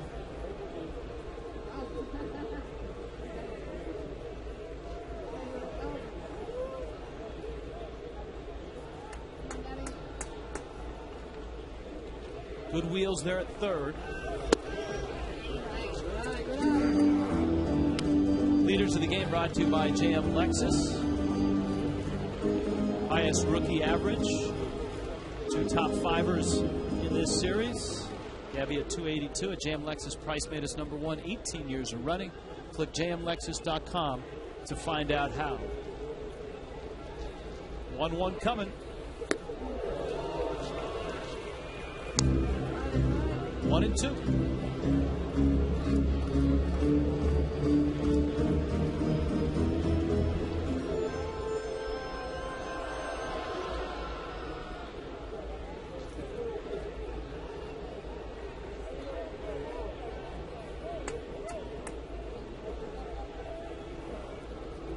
Marlins have a run here in the bottom of the 5th.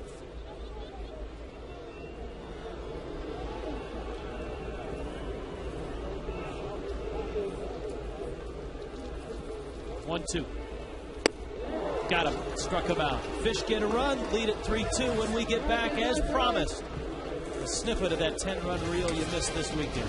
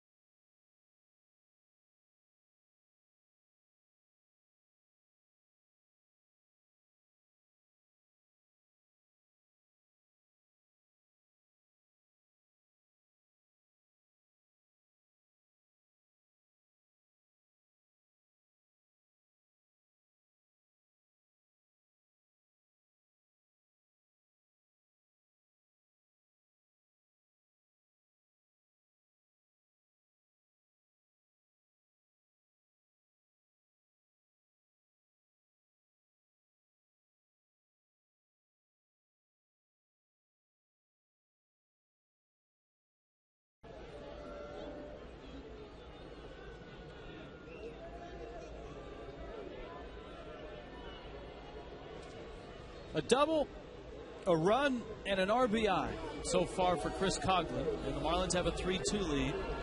Sanchez right now gets Chipper Jones, then Brian McCann, and then Troy Gloss. 3, 4, 5 in the Braves order. Atlanta has won 5 of their last 6. And Atlanta currently occupies in the East second place at 23-21. That's why this is such a good start to this homestand. The Marlins playing a couple of teams ahead of them, the Braves, and then the Phillies come to town over the weekend. Did you believe the talk as you look at the standings in the East? Did you believe the talk in the offseason that Chipper said he might retire if it went like it did last year? Because it's going worse than it did last year for him. Here's the 2-1. Fouled off. I think Chipper Jones is a professional enough that if he felt he didn't have anything to offer, that he would retire, even if he had some left on a contract. He has a lot left on a contract. But it's not going well. What has happened over the years with Chipper is that lower half, a lot of leg injuries. He just doesn't have that same drive that he once had. A career 300 hitter. Either way, I think he'll go to the Hall of Fame.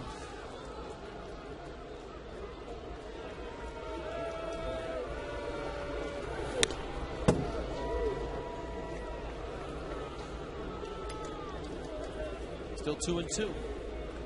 There are the drops. Last year's drop was the biggest in baseball of yearly average. A batting title in 08, 264 in 09. And a ground ball. Gabby has it. Okay, in Chicago, we had the 10-run reel out. We promised the A.J. Burnett video, but technologically we couldn't get there. So here it is for all you fans on an email Tuesday. Tommy, you were there. I was. Now we know that A.J. had his control issues. Now tell me, but watch Billy the Marlin. Little surprise. Was it a bet? Was it a dare? I don't know the whole story, and I guarantee he wasn't trying to break the window. He was probably trying to hit Billy. I'm glad he hit the window and not Billy. Paulino and Sanchez. And it's Gabby of the Sanchez. Good job by Gabby to take charge. He had a long way to go because he's playing deep at first with McCann, the hitter. So a long way to go, but that ball was up in the air a long time, and he took charge. So no money changed hands in that? Not that I know of. I could be totally off base.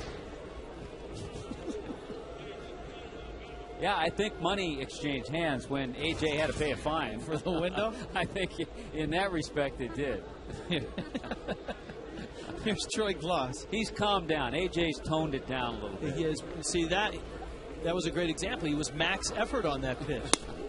Now he, as he told us last year, he doesn't have to be max effort to get out. And as I mentioned, pitching tonight against the Minnesota Twins, A.J. comes into that game 4-2 with a 3.86 ERA. Gloss takes inside. The Braves gambling a little bit with Gloss, too. I mean, that's an issue for Atlanta, is the corners and their health. Gloss played just 14 games last year with St. Louis with back and shoulder issues.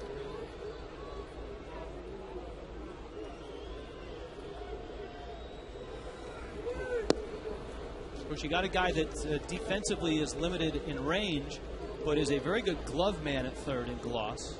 If he had to go across the diamond, if Chipper were to get hurt.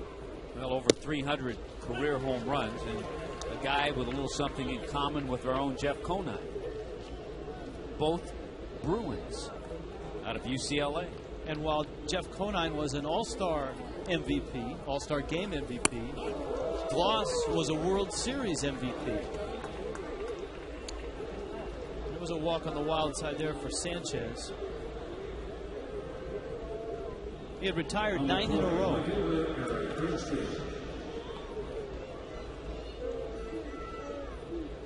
A.J. Burnett and the Yankees are scoreless for the Twins, by the way, in the bottom of the second. Right now, by the way, Rich, that last pitch, number 90 for Anibal Sanchez. Mets have a 3-0 lead over the Phillies in the 5th. Here's Hinske now. He's flied out twice. Last one was a warning track shot. And although Hinske has appeared in the last 3 World Series, he has a total of 4 postseason at-bats in those 3 years. So he wasn't an integral part in the postseason. Not Don Baylorish. Yeah, Baylor at the end of his career, it was with Oakland, Minnesota, Boston. And Boston. And Groove, as they used to call him, was still producing. He was the veteran with the big bat. Good assortment tonight from Sanchez. Good changeup there. And last pitch to Hinske. Dodgers and Cubs are playing tonight, and that's scoreless in the 2nd.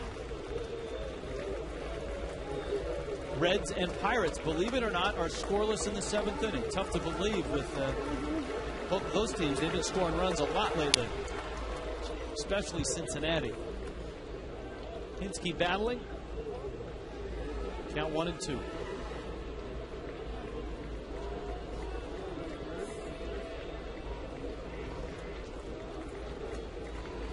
Bobby Cox moving. Where's the catcher's glove? Usually in this ballpark, he usually has a catcher's glove.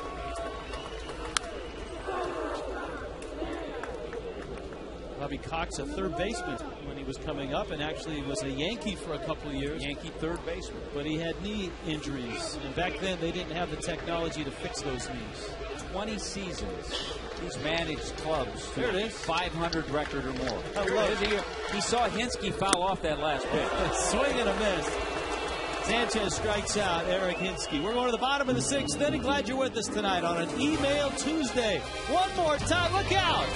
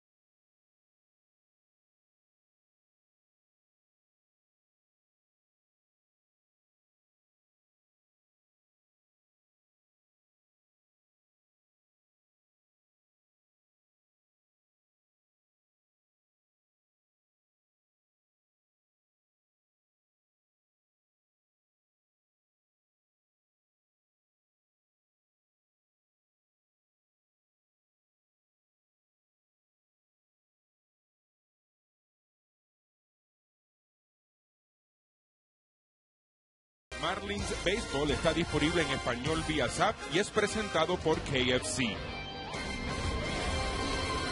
Press the Zap button and Tito and Cookie arrive. Hi, guys. Hi, Tommy. Hi, Richie. How are you? How are you guys? Hey, Tito. Good to see you. Nice to see you again. Yeah, you know what, Cookie? We're always happy to get back to see you. We miss you when we're on the road. See that? Absolutely. There are times, Cookie, I'll be honest with you, like in St. Louis, I pressed the Zap button on our remote, and I was hoping that you would pop up. Oh, my, I'll tell you. It's great to see you. There it is. I just figured it out. The Cookie Rojas Zap button pop-up bobblehead. There you go. That's a promo. As long as you make one for you, too. Okay, Tommy? All right, Cookie. All right, guys, what do you think of the game tonight? I think it's a great game. I think, no question that Sanchez is pitching very well. And when you look at the offensive ball club that they have, you know, and, of course, they haven't really going all out, but he's changing speed very well and knows exactly what he's doing right now. It's good to see. Hanley cracks one to short. Escobar throws on across in time. One out here in the 6th. And the other thing is also the fact that Maven is starting to hit the ball a lot better, and that home run to tie the ball game, and now we see him shorten now the swing and get another base hit to the middle. So it's good to see Maven starting to get a little bit offensively. All right, guys, have a good show tonight. Thank you. Right. Same. Here is Cantu.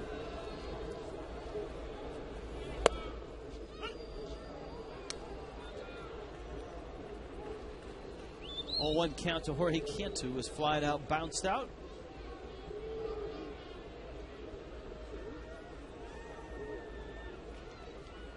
The breaking ball misses outside. We have an email from Bakersfield, California. Tommy, you've been to Bakersfield, right? I have. Don't they have one of those parks where the sun sets? Right behind center field. It was in the California League years ago.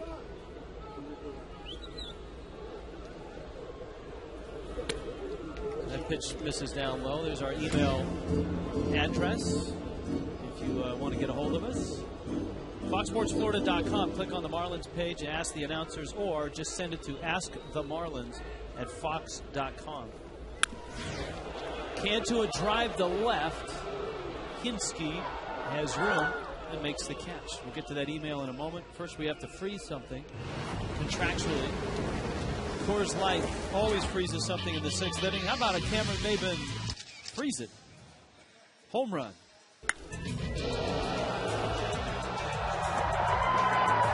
And that was the Frostproof Coors Light freeze can.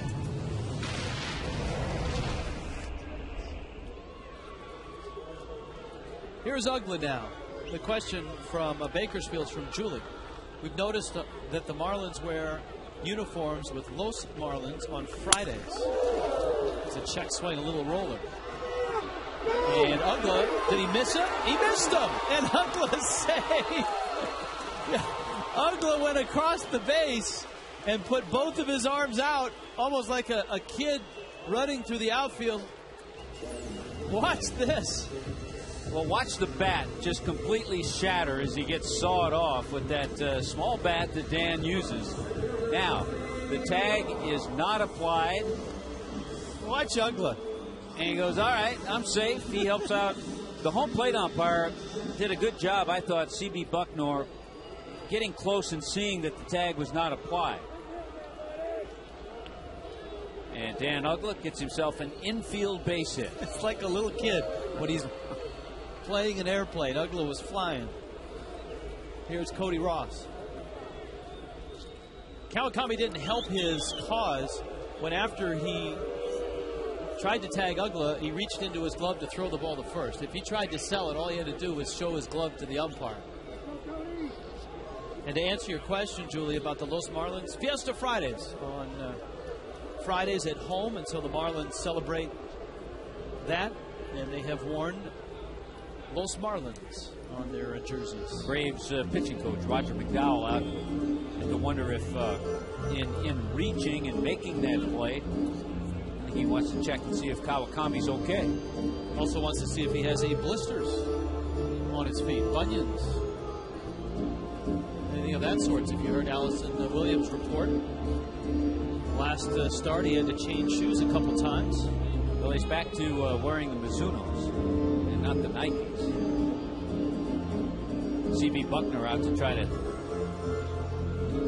pick up the tempo out there with that conversation on the mound, but it'll just give you a chance to dip into the emails here. Here's a C.B. Bucknor question, sort of, from James in Pensacola. With all the different camera views in baseball, will we ever see one mounted on the umpire's head so people can see what he sees?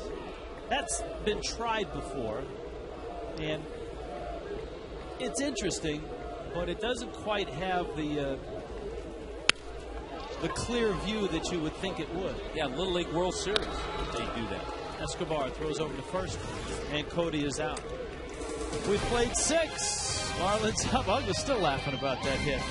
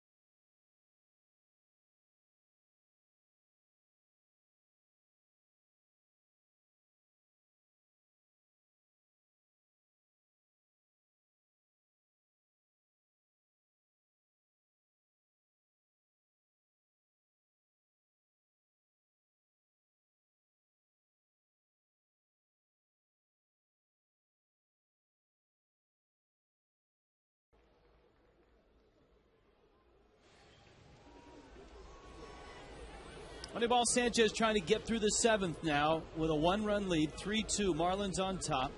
Escobar, first out of the chute, and he takes a breaking ball for a strike. A couple of things. You look at this inning, and it got me looking back to that last outing of Sanchez's in St. Louis. Remember when Freddie sent him out for the 7th inning? He got through the inning. He threw 119 pitches. Ground ball, Cantu. There's one out. So I think this will get him through that inning because of that last start going into that 7th inning. Boy, wouldn't that set up nicely for the Marlins? And you have these two guys warming up now, just in case an emergency, you need somebody in this inning. Yeah, if Sanchez is able to get through this inning, you would think that Freddie would have Clay Hensley. Then you go to Clay Hensley. But just in case you get the two pitchers warming up in this inning, in case you need to bail out Anibal, and he's gotten off to a good start. Nate McLeod has not gotten off to a good start this year. You see he's hitting 195. And there are some in Atlanta hoping that he turns back into the Nate McLeod of 2008 when he was a Pirate and an All-Star and won the Gold Glove. Had 46 doubles, drove in 94 runs, and 26 homers that year. And, of course, last year the Braves acquired him. And Jesse Chavez is up quickly for the Braves. Last year when the Braves acquired him from Pittsburgh, all told in the season, he had 20 homers and 70 RBIs. He hit just 257 as a Brave. You know, the concern is that this has lasted a long time because they were very concerned in spring training. Nate McLeod had a horrible spring, hitting in the 100s, and it's kind of continued.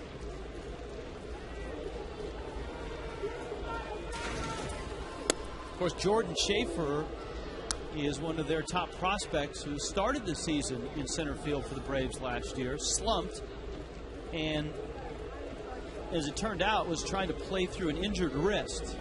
Had surgery on that wrist and is in the minor leagues trying to work his way back to the big leagues. The Braves also have, much like the Marlins have Mike Stanton, Logan Morrison. The Braves have Jason Hayward and a kid named Freddie Freeman, who is one of their top hitting prospects. First baseman.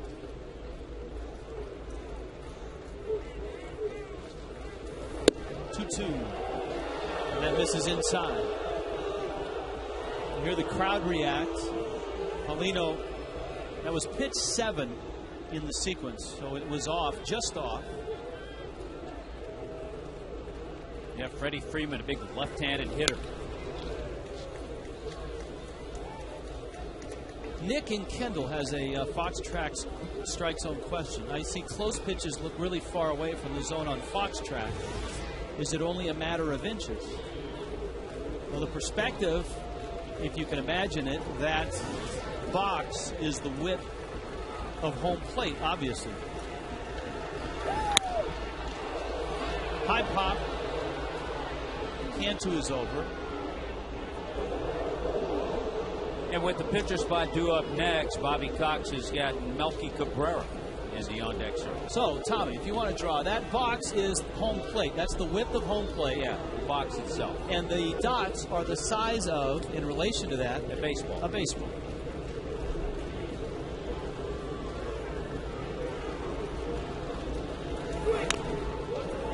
Cloud is putting up quite a battle here with a full count, 3-2. Yeah, he's giving Anibal a battle, and he's making him throw a lot of pitches. The next pitch to McLeod will be number 11 in this at-bat.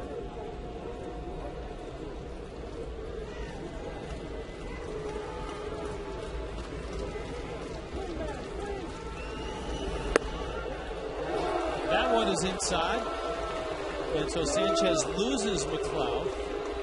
This is Kawakami's spot, and the pinch hitter's coming up. Before then, we check in with Craig Minervini. Guys, the Marlins here may have a little ace in the hole tonight in the human creamsicles here. These two gentlemen, what's your record so far? 4-0. 4-0. We're calling a win today. Well, 3-0 since you've come here in these costumes.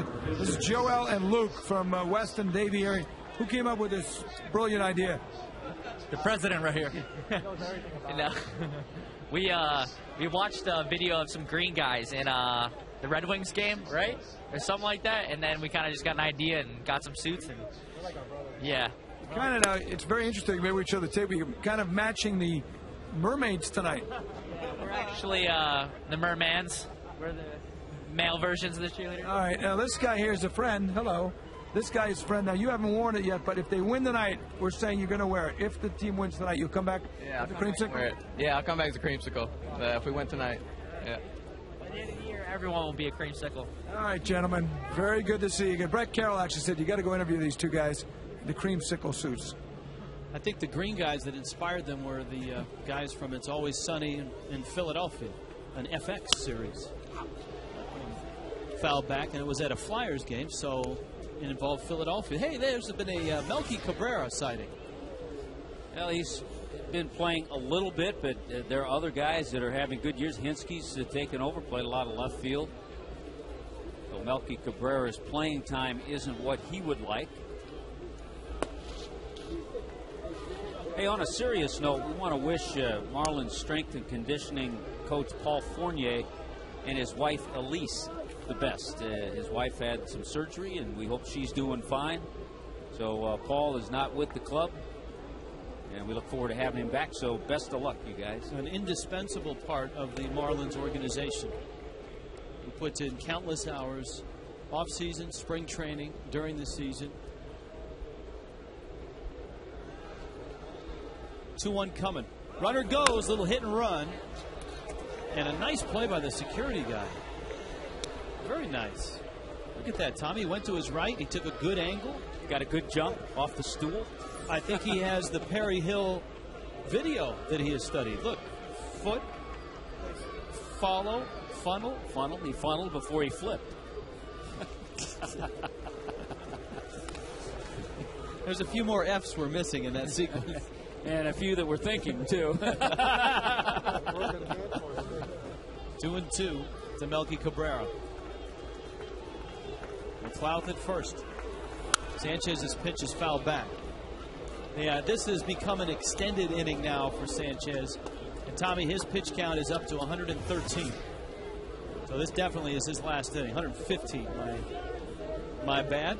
And you have to be careful. We saw McLeod running on a hit and run. He has speed. We know he can steal bases. You got to hold him close. Always been tough to throw out. Look at that career percentage. Yeah, unbelievable. In fact, I think it was Matt Trainer was the only guy to throw him out in his first 3 years in the big league. Yeah, a couple of the times were picked off. He was picked off in a caught steal.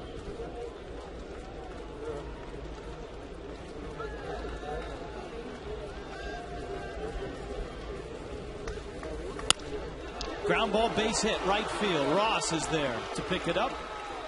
The Braves have runners at first and second. And now let's see what the Marlins do here. Prado is coming up. Sanchez is ready. And here comes Freddie. We'll talk about this move and why Freddie's making it when we get back. Anibal Sanchez, end of the road. Marlins a one-run lead with one out in the seventh. Armoruni called to the pen. When you need a car, truck or van, who you gonna call?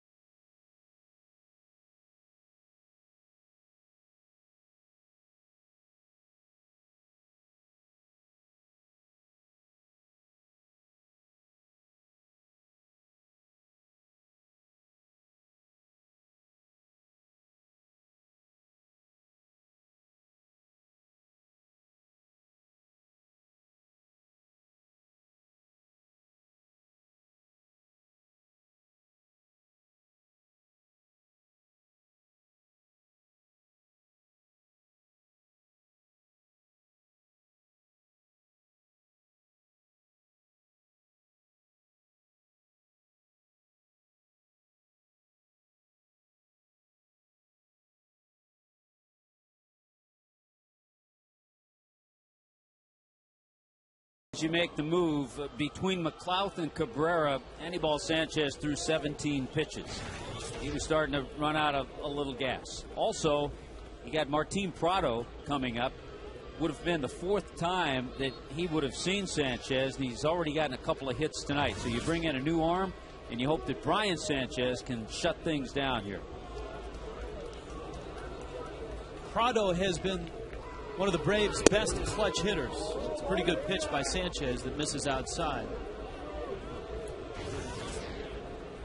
2 for 3 tonight.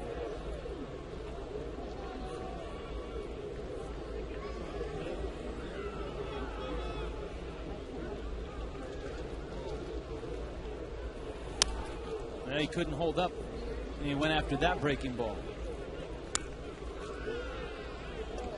A couple Braves aboard. McLouth, who walked. Melky Cabrera, who singled. And again, keep your eye on McLouth. The Braves have pretty good speed out there on the bases. Cabrera at first, McLouth at second.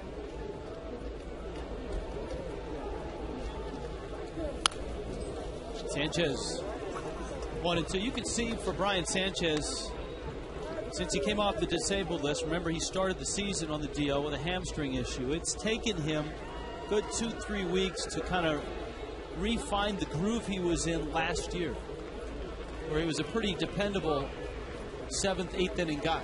And I think we've gotten to this point of the season, 46th game, where we've seen a little more definition in the roles of the bullpen, the defining of the roles. We've seen Clay Hensley take over that 8th inning. Of course, Nunez the closer. And now you get the 7th inning. You, depending on matchups, you have Brian Sanchez, you have Raynel Pinto. Brian Sanchez trying to deliver this game to Clay Hensley. Outside corner, struck him out. That's just a great pitch by Brian Sanchez to get a tough hitter. Martin Prado, we have talked about, leading the league in hits. He paints the outside corner. Borderline pitch, but with 2 strikes, a little too close to take. Now you have the great young left-handed hitter coming up. And so the Marlins are going to go to Raynel Pinto and ask Big Pinto to get a lefty out. Marooney called to the pen. When you need a car, truck, or van, who you gonna call? Marooney!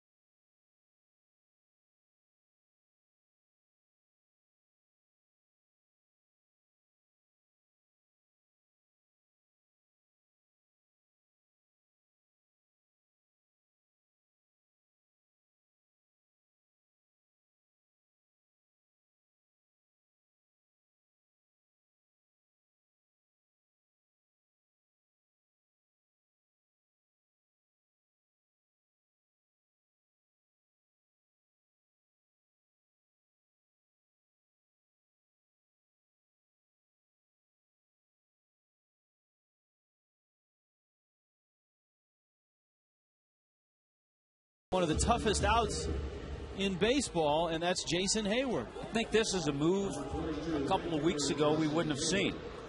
But Freddie Gonzalez starting to get a little more confidence in the last few appearances by Raynel Pinto. And he also is going to give Hayward a totally different look.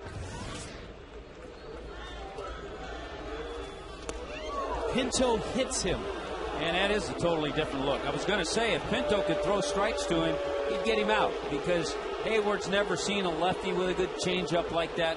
And what happens? He hits him with the first pitch. Wow. He hit him. Pinto this year has now hit 4 batters, and it seems like all 4 have been in key situations where he's been brought in to face that lefty, and he hits him. So now Chipper Jones flips around, and Pinto gets a strike. And as you know, Raniel Pinto may be better suited at times to face right-handed hitters. If his changeup is working, it's an awful tough pitch for a hitter from this side of the plate. Switch hitting Chipper Jones. Chipper Jones just 1 for 10 in his career against Raniel Pinto. And Pinto's out in front of him, 0-2. McLeod, Cabrera, Hayward.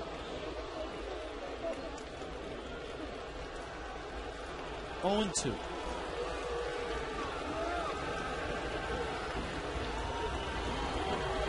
Paulino sets up in. With the bases loaded, you always have to be careful, too, of that changeup. If Pinto uncorks the changeup, a wild pitch, and the Braves are in business. And there are those numbers. Chipper Jones against Pinto.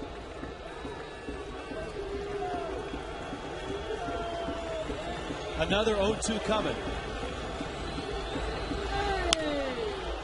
Now, Chipper Jones does not look comfortable in the box, but he has been able to fight off pitch after pitch. He's a guy, too, that has been so impressive. Chipper Jones, as a switch hitter in his career, .310 lifetime average against lefties, .307 lifetime against righties. Another 0-2. Oh, there's the pitch you were talking about. There's that changeup. Good job by Ronnie Paulino.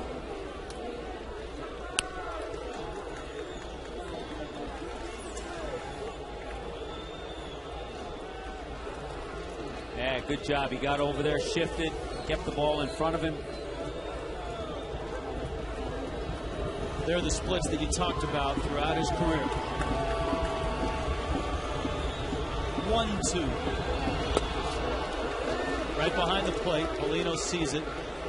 McLeod holds at third. And now Pinto is at 2-2. And this is an important pitch here.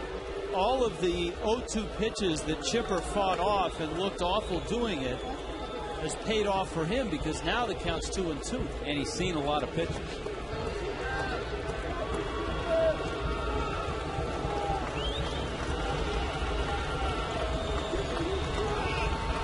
Paulino calls timeout, and he's on his way out just to make sure that Melky Cabrera is not on to the sequence of signs. That's a good move. It might be that. It might be, you know what, let me make sure that we're on the same page. That Pinto wants to throw what I want to put down.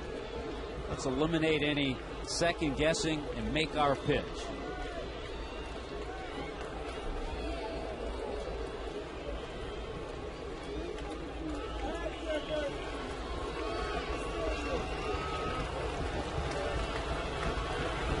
Let's see what they picked out on the 2-2. Line drive right to Cantu. Great battle by Chipper Jones. It's not how the Marlins drew it up, but you know what? They will take it.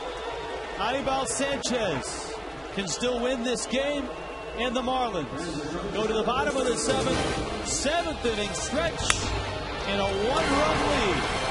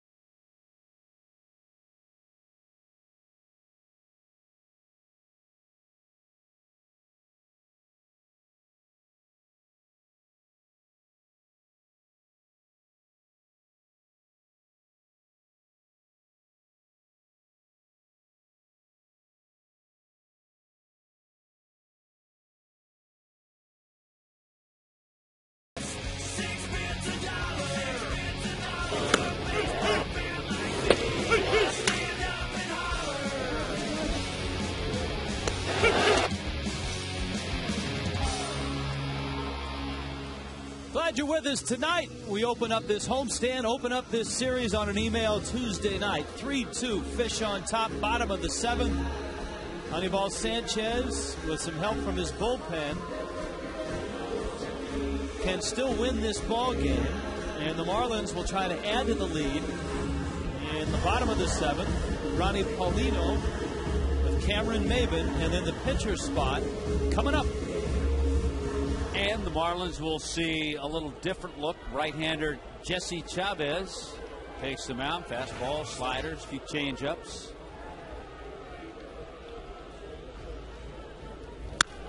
Paulino goes after the first offering in the center. That would be Nate McLeod. This would be Allison Williams. Allison?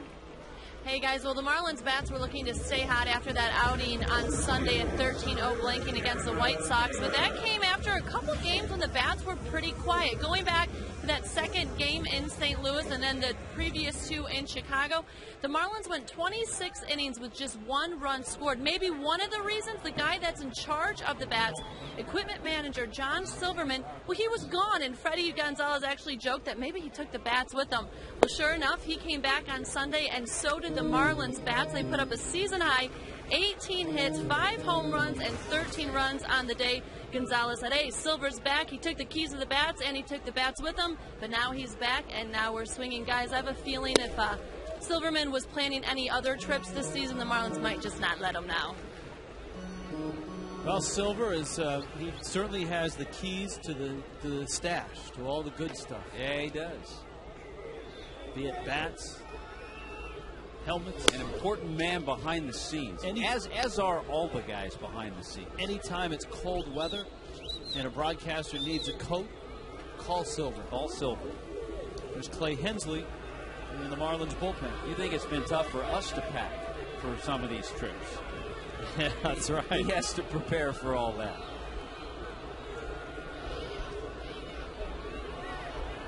Marlins up 3-2.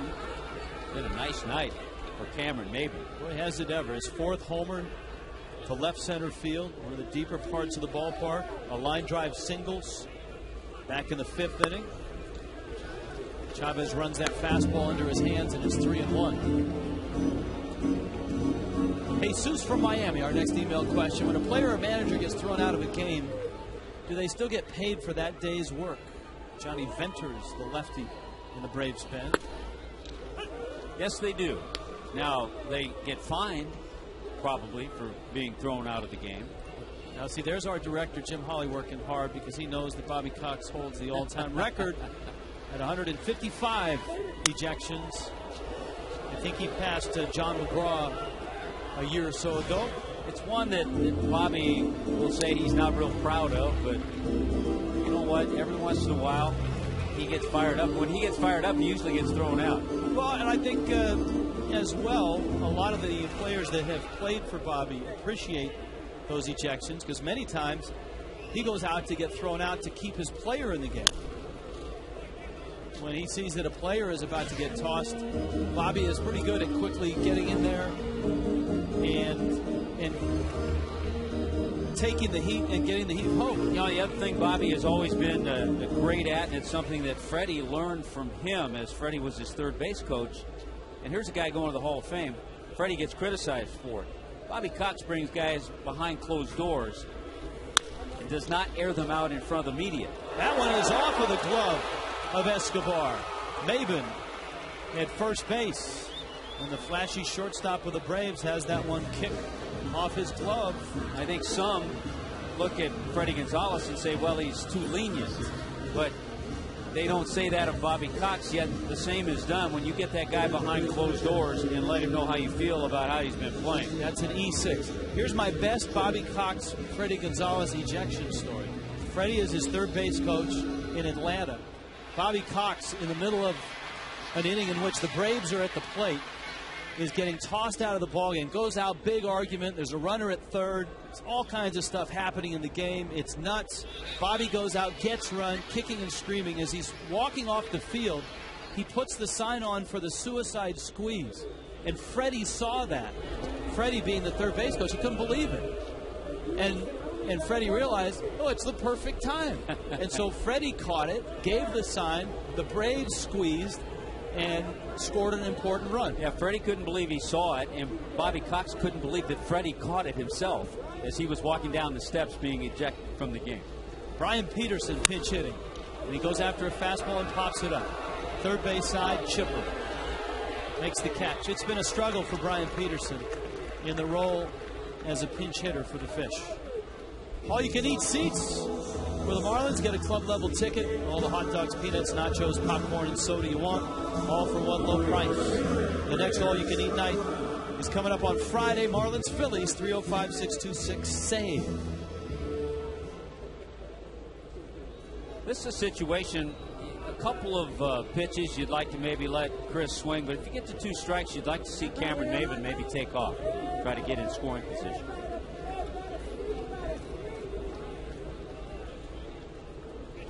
Chavez's throw over, that was pretty close. And I think this is an area of Cameron's game that he's certainly at the early stages in. Learning, he has good speed, he's a good base runner, but he hasn't gotten to that point where he's good base stealing.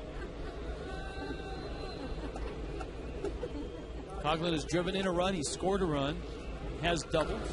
And he has one of the best and a teacher as his first base coach in Dave Collins. Marlins have been much more aggressive under Collins, who was a outstanding base stealer in his long Major League career. It would be fun when the Phillies are in town to get Dave Collins and Davey Lopes to sit down and talk base stealing. Maybin bluffs. It's outside.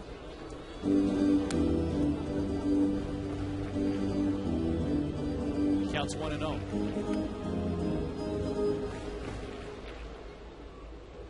Chris Coghlan at the plate. Many of you watching on the American Forces Network. Some of you may have even met Chris Coghlan when he went overseas this winter with the Marlins to Iraq and Kuwait.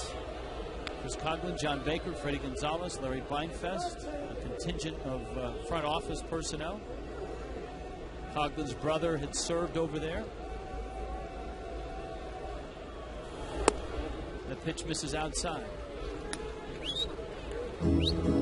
So to all of you watching on AFN, whether you're Marlins fans or Braves fans or just baseball fans, hope you've enjoyed the show tonight. It's an email Tuesday for you tonight.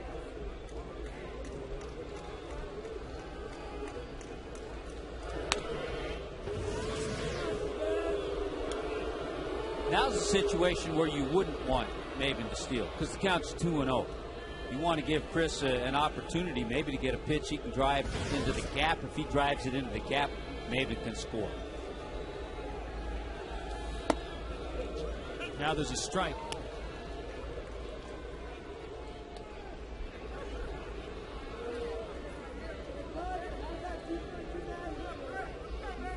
Joe Espada, who has had a nice impact on this team as a third base coach. Very aggressive. Oh, he was leaning, and he is safe. Just got back in. Throw was a little bit high. The thing you don't want to get picked off here. You want to give the left-handed bat of Chris Coghlan an opportunity.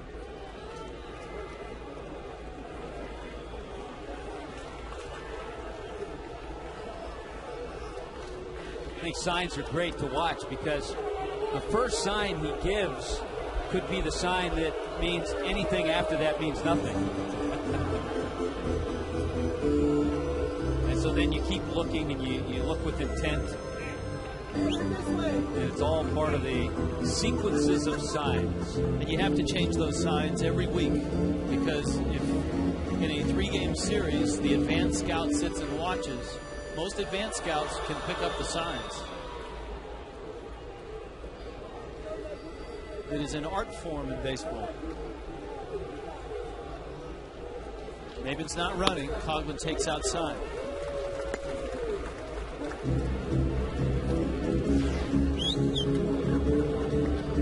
Gabby Sanchez is on deck. And you know that Bobby Cox changes his, having had Freddie as his third base coach a few years ago.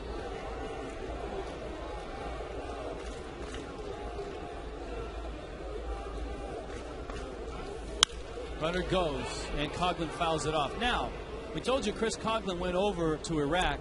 While over there, John Baker and the guys in Iraq convinced him to put on the dog attack suit and then had him run. And that's Baker in the background laughing at Coughlin. Oh, my. That's an attack dog chewing up the National League Rookie of the Year. Here's the 3-2. That's inside. Coughlin walks, and the Marlins have runners first and second.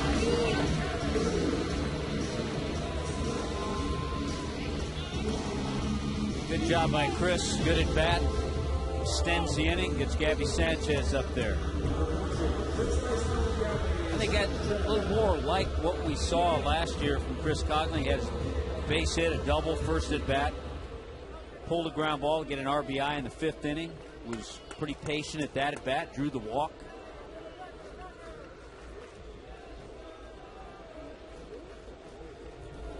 Gabby, high pop-up.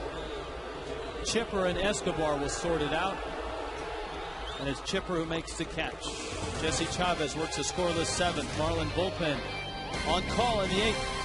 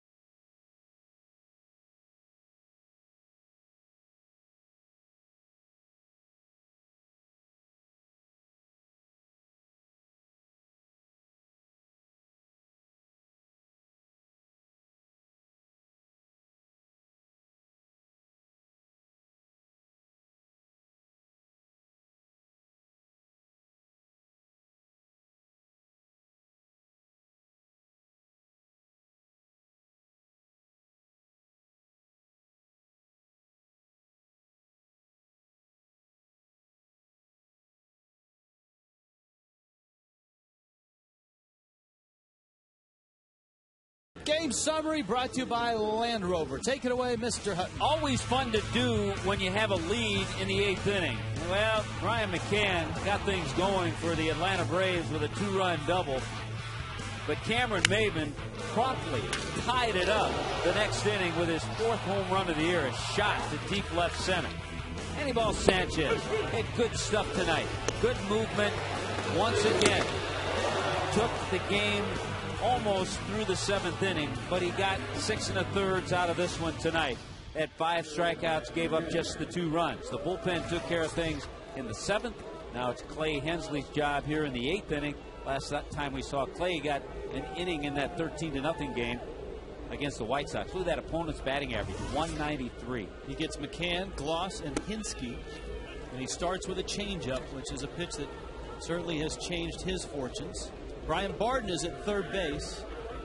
Jorge Cantu comes over to first. The shift is on for McCann, and he tries to bunt against the shift, with Barden being on the first base side of the bag and Hanley being all by himself out there at shortstop. McCann figures if he could drop down just an average bunt, he'd have himself a base hit. Now it's 0-2. Breaking ball. Hensley strikes out McCann. Boy, he saw an assortment of excellent pitches. I think sometimes when a guy like that, he does have home run power, who could tie it with one swing. When he feels uncomfortable up there, seeing the good pitches that Hensley has thrown, that's why he was thinking about that bunt just to get on base. We've had numerous all-star questions tonight, and the theme has been, if you guys were to pick the Marlin All-Stars, whom would you pick? And I know that middle relievers rarely make all-star teams. At times they do. At times they have, but usually on high-profile teams. And unfortunately, the Marlins are not that. Here is Troy Gloss. Gloss takes outside. He is 0 for 2. But certainly, all-star caliber is Clay Hensley. And that's where I was going. If he were on a high-profile team, you might be talking about him as a possible all-star as a middle reliever. Certainly the years that Dan Uggla and Jorge Cantu are having, Hanley Ramirez has been voted into the all-star team last couple of seasons. Josh Johnson. Gloss fouls it back. Yeah, you look at JJ's numbers, 5-1 with a 2.43 ERA. Opponents hitting 2.01 against the big guy. Well, the all-star rotation for the National League is going to be something to see. Ubaldo Jimenez, Tim Lincecum. Sprinkle in a Roy Halladay. There's some other names up there that are having outstanding years. Livan Hernandez, we saw him. Jaime Garcia, Marlins just saw him. Tim Hudson of the Braves.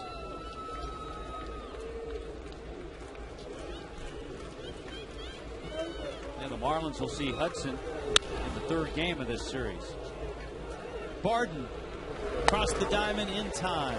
Good job and good positioning at this stage of a game, a one-run game. Both corner infielders guarding the line. Why is that? What's the strategy behind that? Well, it's to keep from an extra base hit. Get that run, that tying run into scoring position. Do all managers employ that? Not all managers do. Most will. A lot of it depends on the hitter. Gloss, certainly a pull hitter. So you feel a little more comfortable with Gloss up there. And look at that, Barton right on the line.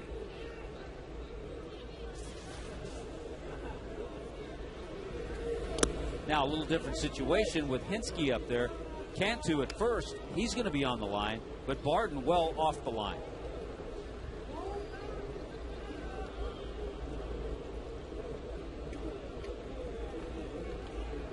Well, Hinske has the power to tie it up with one swing. Ground ball, Uggla to his left, outfield grass, and couldn't get rid of it as he tumbled with the baseball. So base hit for Hinske. It's going to bring Escobar up.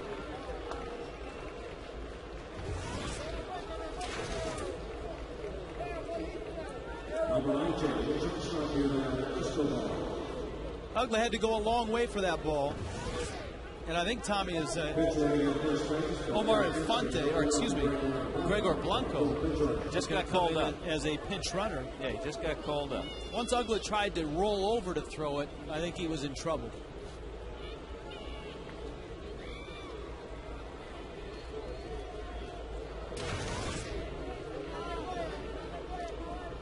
So Blanco's at first. Escobar's 0 for 2.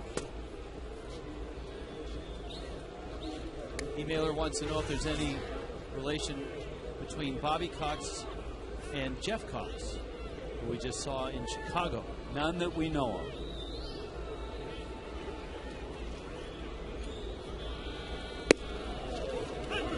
Right back at him with a fastball for a strike, and it's 1-1.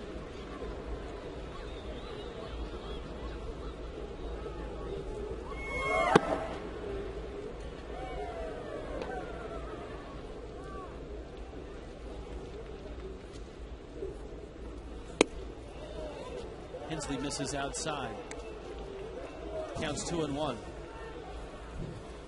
John from his yacht watching this one.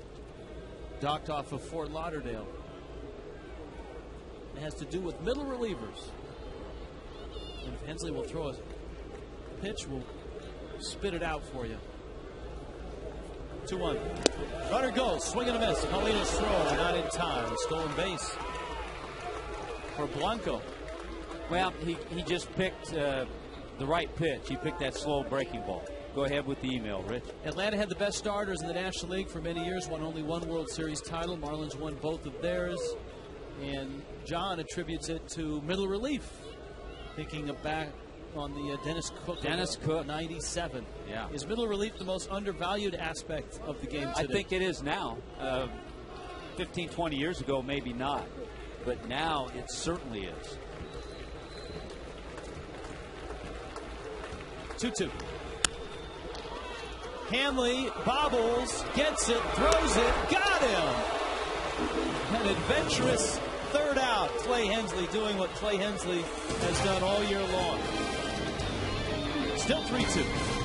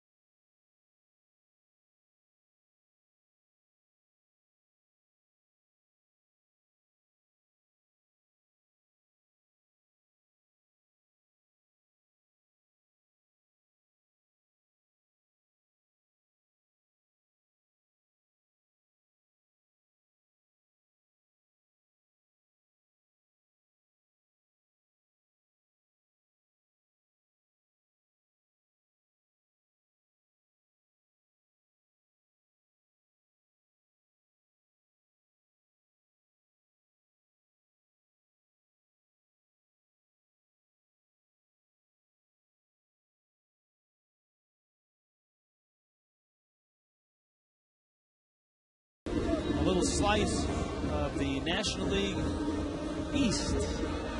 The Braves open play a half game in front of the Fish. Atlanta second behind the Phillies, 3.5 back. The Marlins 4 back.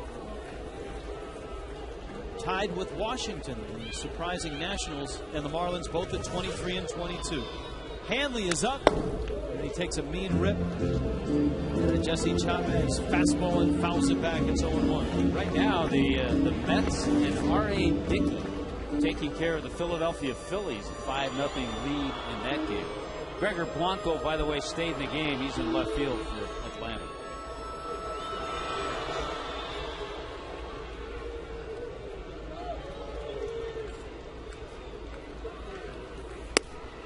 Emailer from Key West, Sam. Live in Key West, watch almost every game. I can only get to a game once in a while. It's a long drive for him. In your opinion, best section in the ballpark to view a game? And when are the Marlins and broadcasters coming down to Key West for a visit? I've been there. I took a little weekend trip there in the off season. My wife and I stayed at the southernmost house. Had a great time. For me, if I were going to pick a seat, and you may have a different opinion, I would pick this section. For the life of me, I can't think of it. These green seats, bluish green seats that are undercover. A little bit of shade? Yeah, you got a little bit of shade. You're out of the rain. Here's the 3-1. Hanley's bat goes almost to the seats you were talking about. And a fan ends up with a Hanley Ramirez. Oh, that's the hat guy. We're still wondering what's under that hat. The seats you like are up. Yeah, right in this section here. Right in there.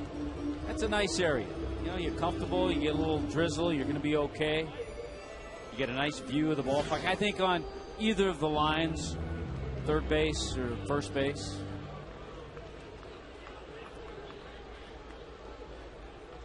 Hope all is well in Key West tonight. 3-2 to Hanley. Yeah, those are the club level seats.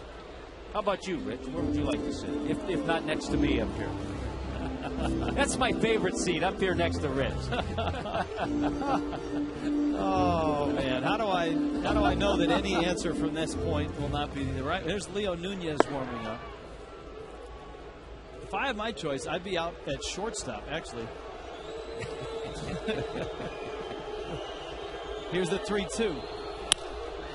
There's a liner down the right field line. It's going to fall foul.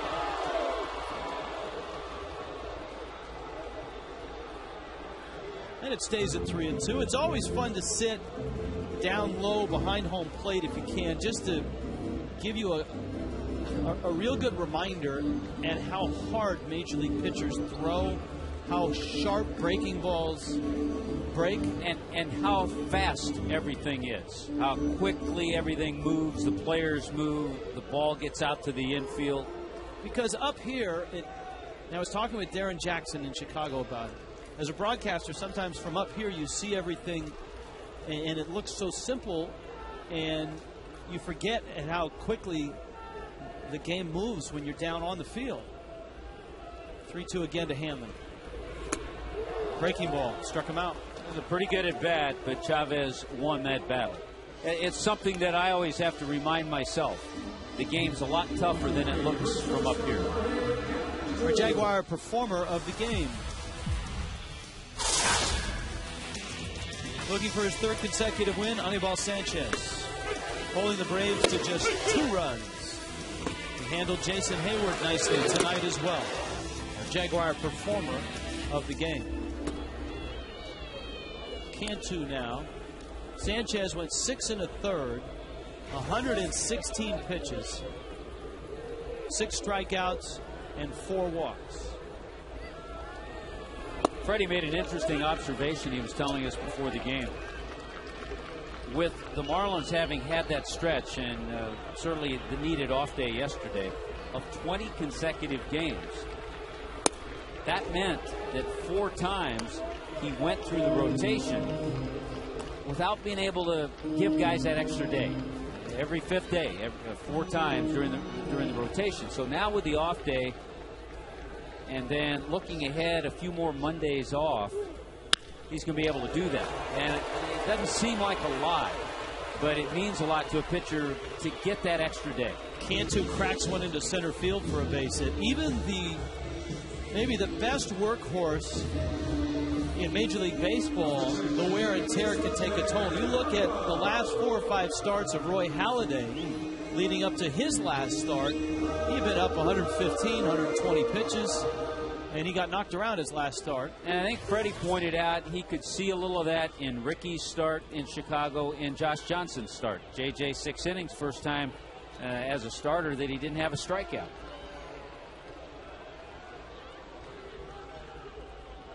But pitched 6 shutout innings and got the win. Had a lot of support. Ugla takes that breaking ball down low. Andre from Plantation, how can you really tell what kind of pitch is being thrown from all the way up in the booth? First of all, we have a pretty good idea what the pitcher throws. If he throws a fastball and slider, we know the difference in speed. The slider is going to be a little less than the fastball. If he has a changeup, a lot of times you can tell just by the hitter swinging, how the hitter reacts. If you follow the flight of the ball, you can tell fastball obviously is straight, slider will break.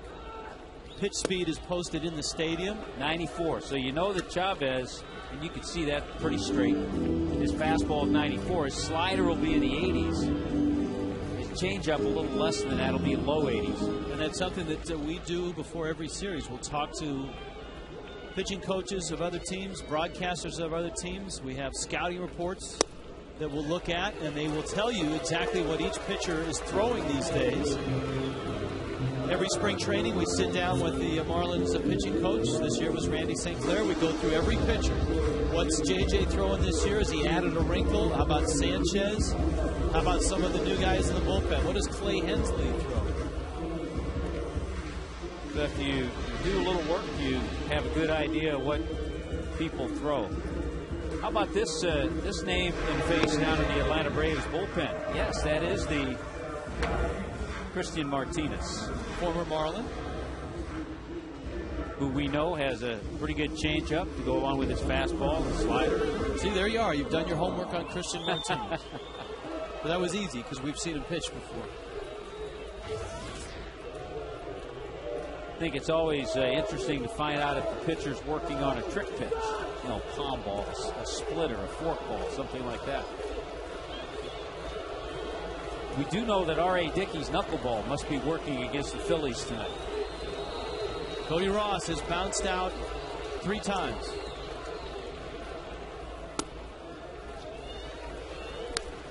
Toyota trend, Toyota moving forward. Only Marlin to start each of those 20 games you talked about.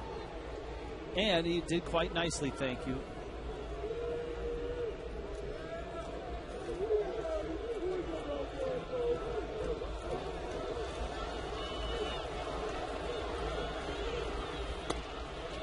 A nice opportunity to get a little insurance, add a little something on. Was the score you were talking about, R.A. Dickey and the Phillies? In the month of May, you saw Cody Ross's average. Only Christian Guzman, Alfonso Soriano have had better Mays, and Jason Hayward is right behind him. How about the little guy at the bottom, David Eckstein, gotten hot for Bud Black and the Padres.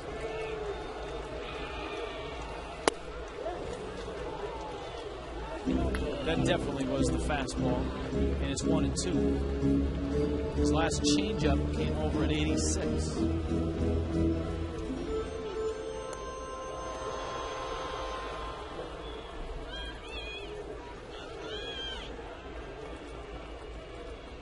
Of course, if Bobby Cox gets himself in a save situation, he goes to the veteran left-hander, Billy Wagner. That's a new addition for the Braves.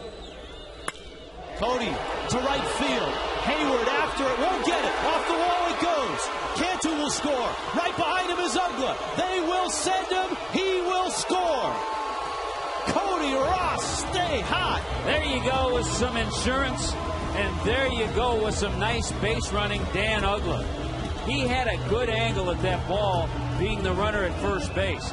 He knew it was going to slice away from Jason Hayward, and he got a jump. He never hesitated, and that's why he scored from first base.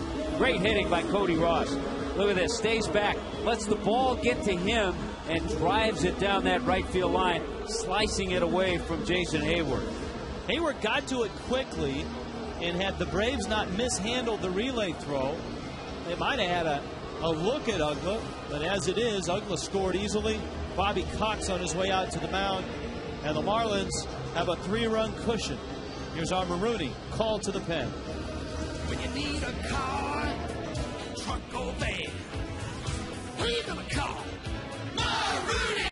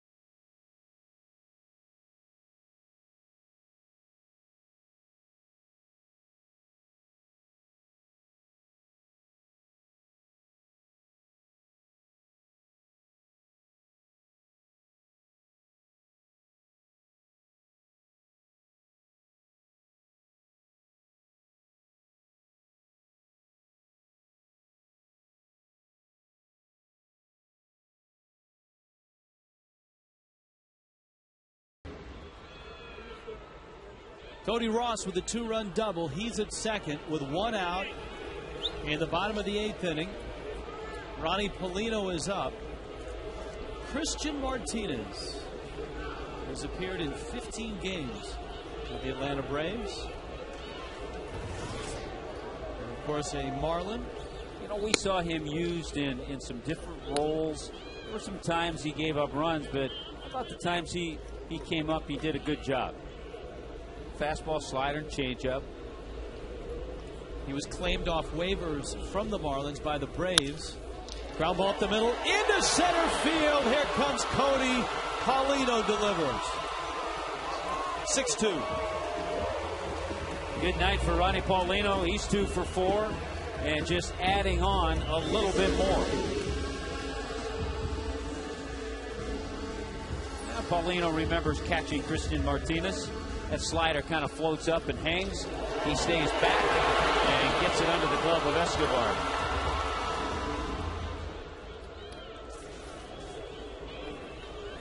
Now Cameron Maben. Maben has 2 hits.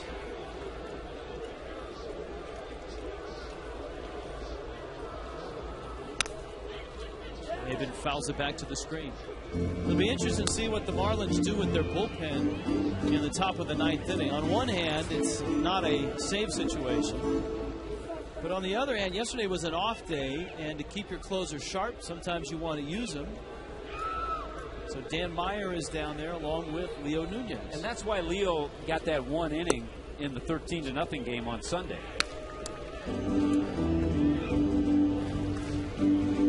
Yeah, it's an interesting decision for a manager because you know down the road there will be a time that you need Leo in 3 nights in a row. Maben. Chipper. Nice play. He can still pick it. Hey, look at that. At third base. Second baseman Martin Prado thought that was the 3rd out. That's only out number 2, Martin. So did our audio guy. I don't think he would have turned a double play with Cameron's speed, but Prado was heading into the dugout.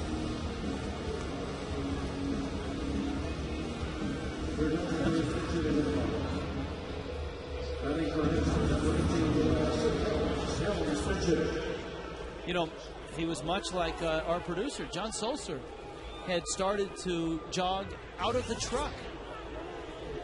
He was grabbing a water, Tommy. He thought that the half inning was done. They had to grab him by the headset and drag him back in. Here's Wes Helms now. Wes got a chance to play all 3 games. At third base, had some good at-bats, got himself some base hits. Wes had a 3-hit game on Sunday, a couple of singles and a double.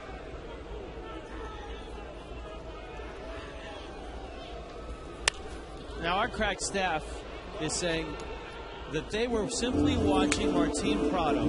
There you go. Okay, 3rd out. Oh.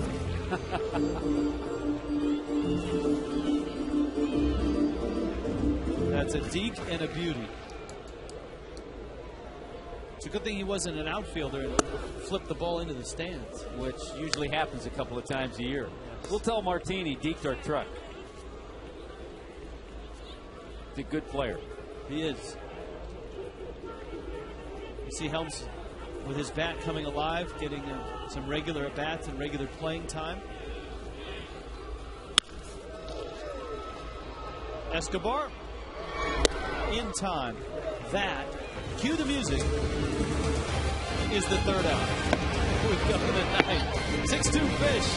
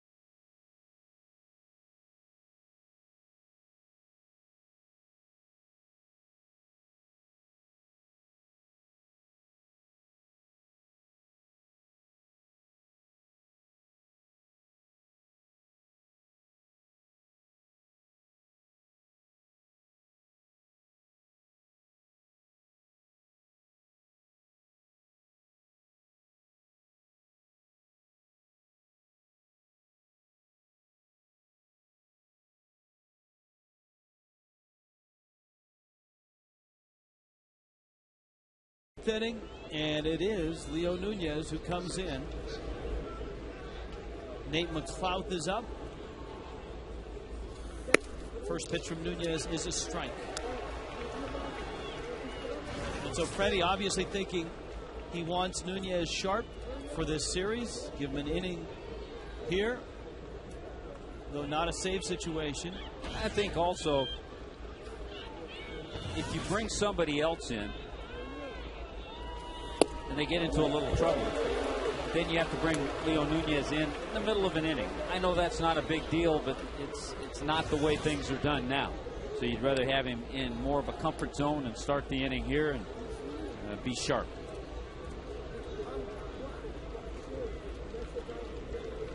Nunez says, I'm not sharp enough. I need to fix this shoe.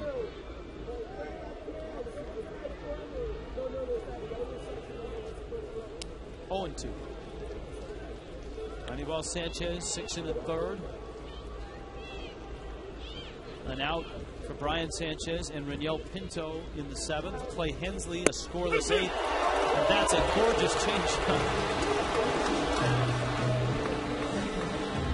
CB Buckner has had a pretty good night behind home plate. Our Coors Light Cold Hard Blast. This was a big one, not a home run, but a line drive to right, which drives into our Coors Light Cold Hard Blast. That would be 1. Ugly would be 2. And Cody continues to be one of the hottest hitters in the big leagues in the month of May. You know, he'd been hitless prior to that at bat, but he had some good swings. He had a couple of sharp ground balls to short.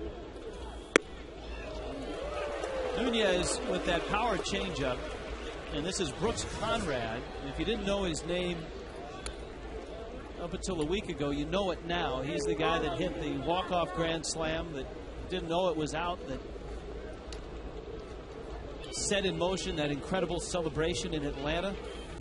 Is that Lance Nix, the left fielder for the Cincinnati Reds, leaped up, and Conrad thought he caught it. Yeah, it went off his glove and over the wall, and it was a huge come-from-behind walk-off win for the Braves. Conrad deserves moments like that. He has spent parts of 9 years in the minor leagues. He's put in his time. 6 of those years at AAA.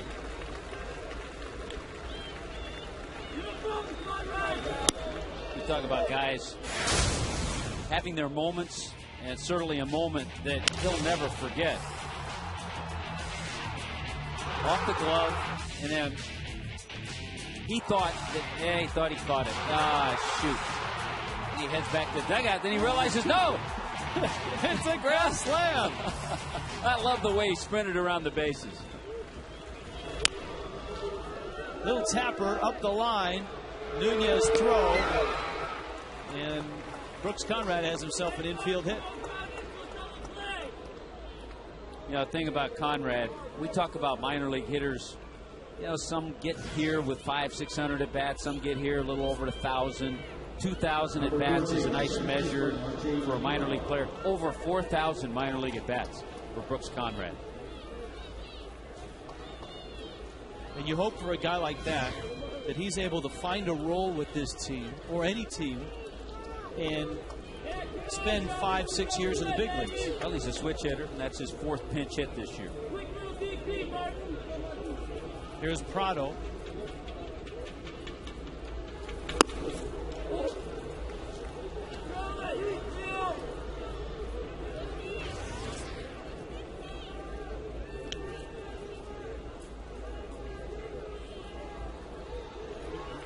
Couple more base hits. Prado, the National League leader in hits. That's a foul ball, just barely.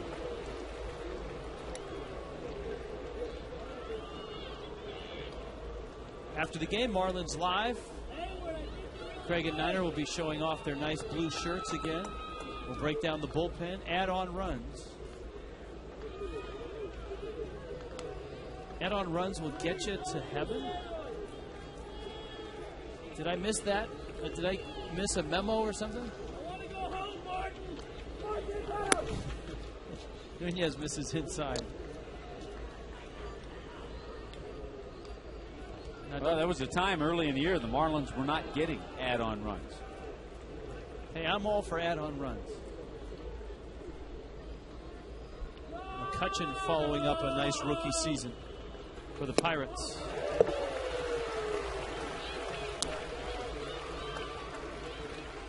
Leo's got the count 2-2.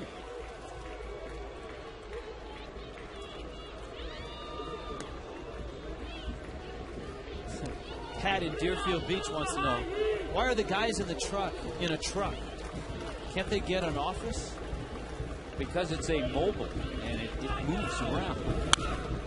It is a mobile television stationary. Truck. It's got all the gear, the equipment. In fact, both teams are using the same truck. This is such a big truck.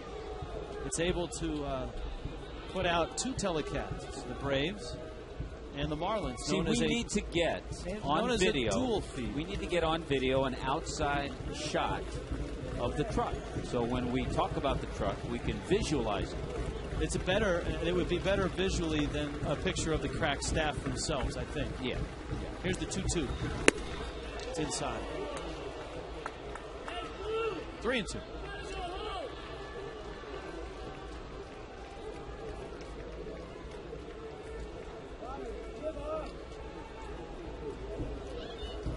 No place and time to walk guys in this situation. No, because then you got Jason Hayward and Chipper Jones. And you know what? This is the downside of using Leo Nunez in this situation. I understand why Freddie did, too. The downside, and the thing you're hoping doesn't happen, is that he has a 35-pitch inning.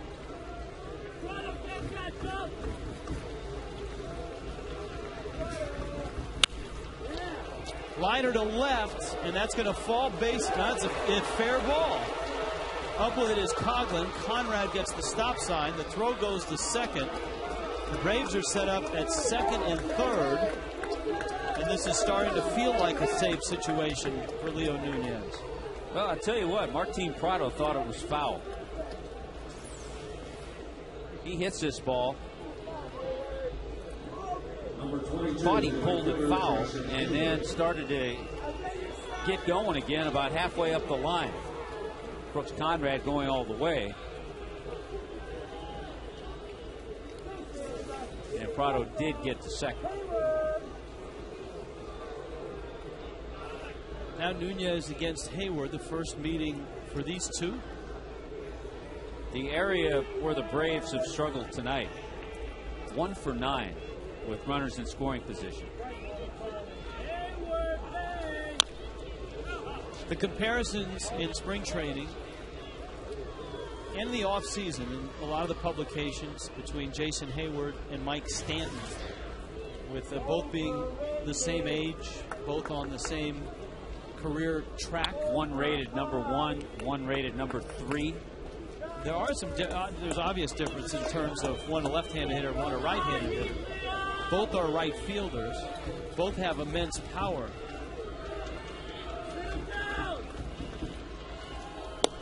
Hayward is more of a finished product at this point. From an early age, he was a baseball guy. Played on all the exclusive teams in East Cobb County. Travel teams, AAU teams. Here's the 0-2. Liner into center field. That's a base hit, and Hayward is going to chase home a couple. And now the tying run comes to the plate.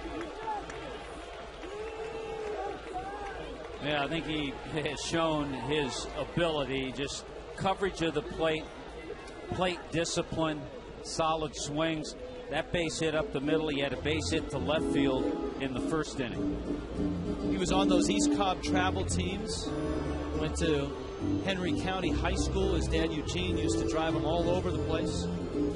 The difference there is that Mike Stanton, as he grew up in Southern California, played whatever sport the season was. When it was football season, he played football. I think he told us in spring training that There's only a couple of times he played on a travel team, and it was more of an all-star team for a weekend. He got to know Freddie Freeman, actually. But as you look at the comebacks, most in the National League, and we showed you the most dramatic of which ended with that Brooks Conrad slam. Here is Chipper against Nunez. He goes after a changeup for a strike, and it's 0-1. So I think to finish the story, Hayward is a little more advanced in terms of baseball experience. Stanton is gaining quickly as he has climbed through the minors. Check swing, little roller. Got one there. Uggla's turn. Not in time.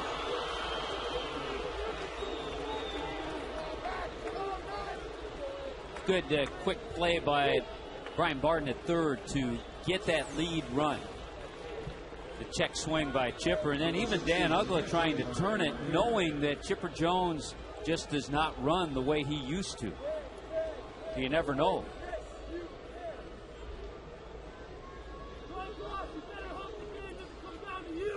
So Chipper's at first. And now McCann, who has hit some dramatic homers against the Marlins in his career. There's 1 for 4 tonight. He drove in 2 runs with a double in the third. Now Brian McCann, 11 career home runs against the Marlins.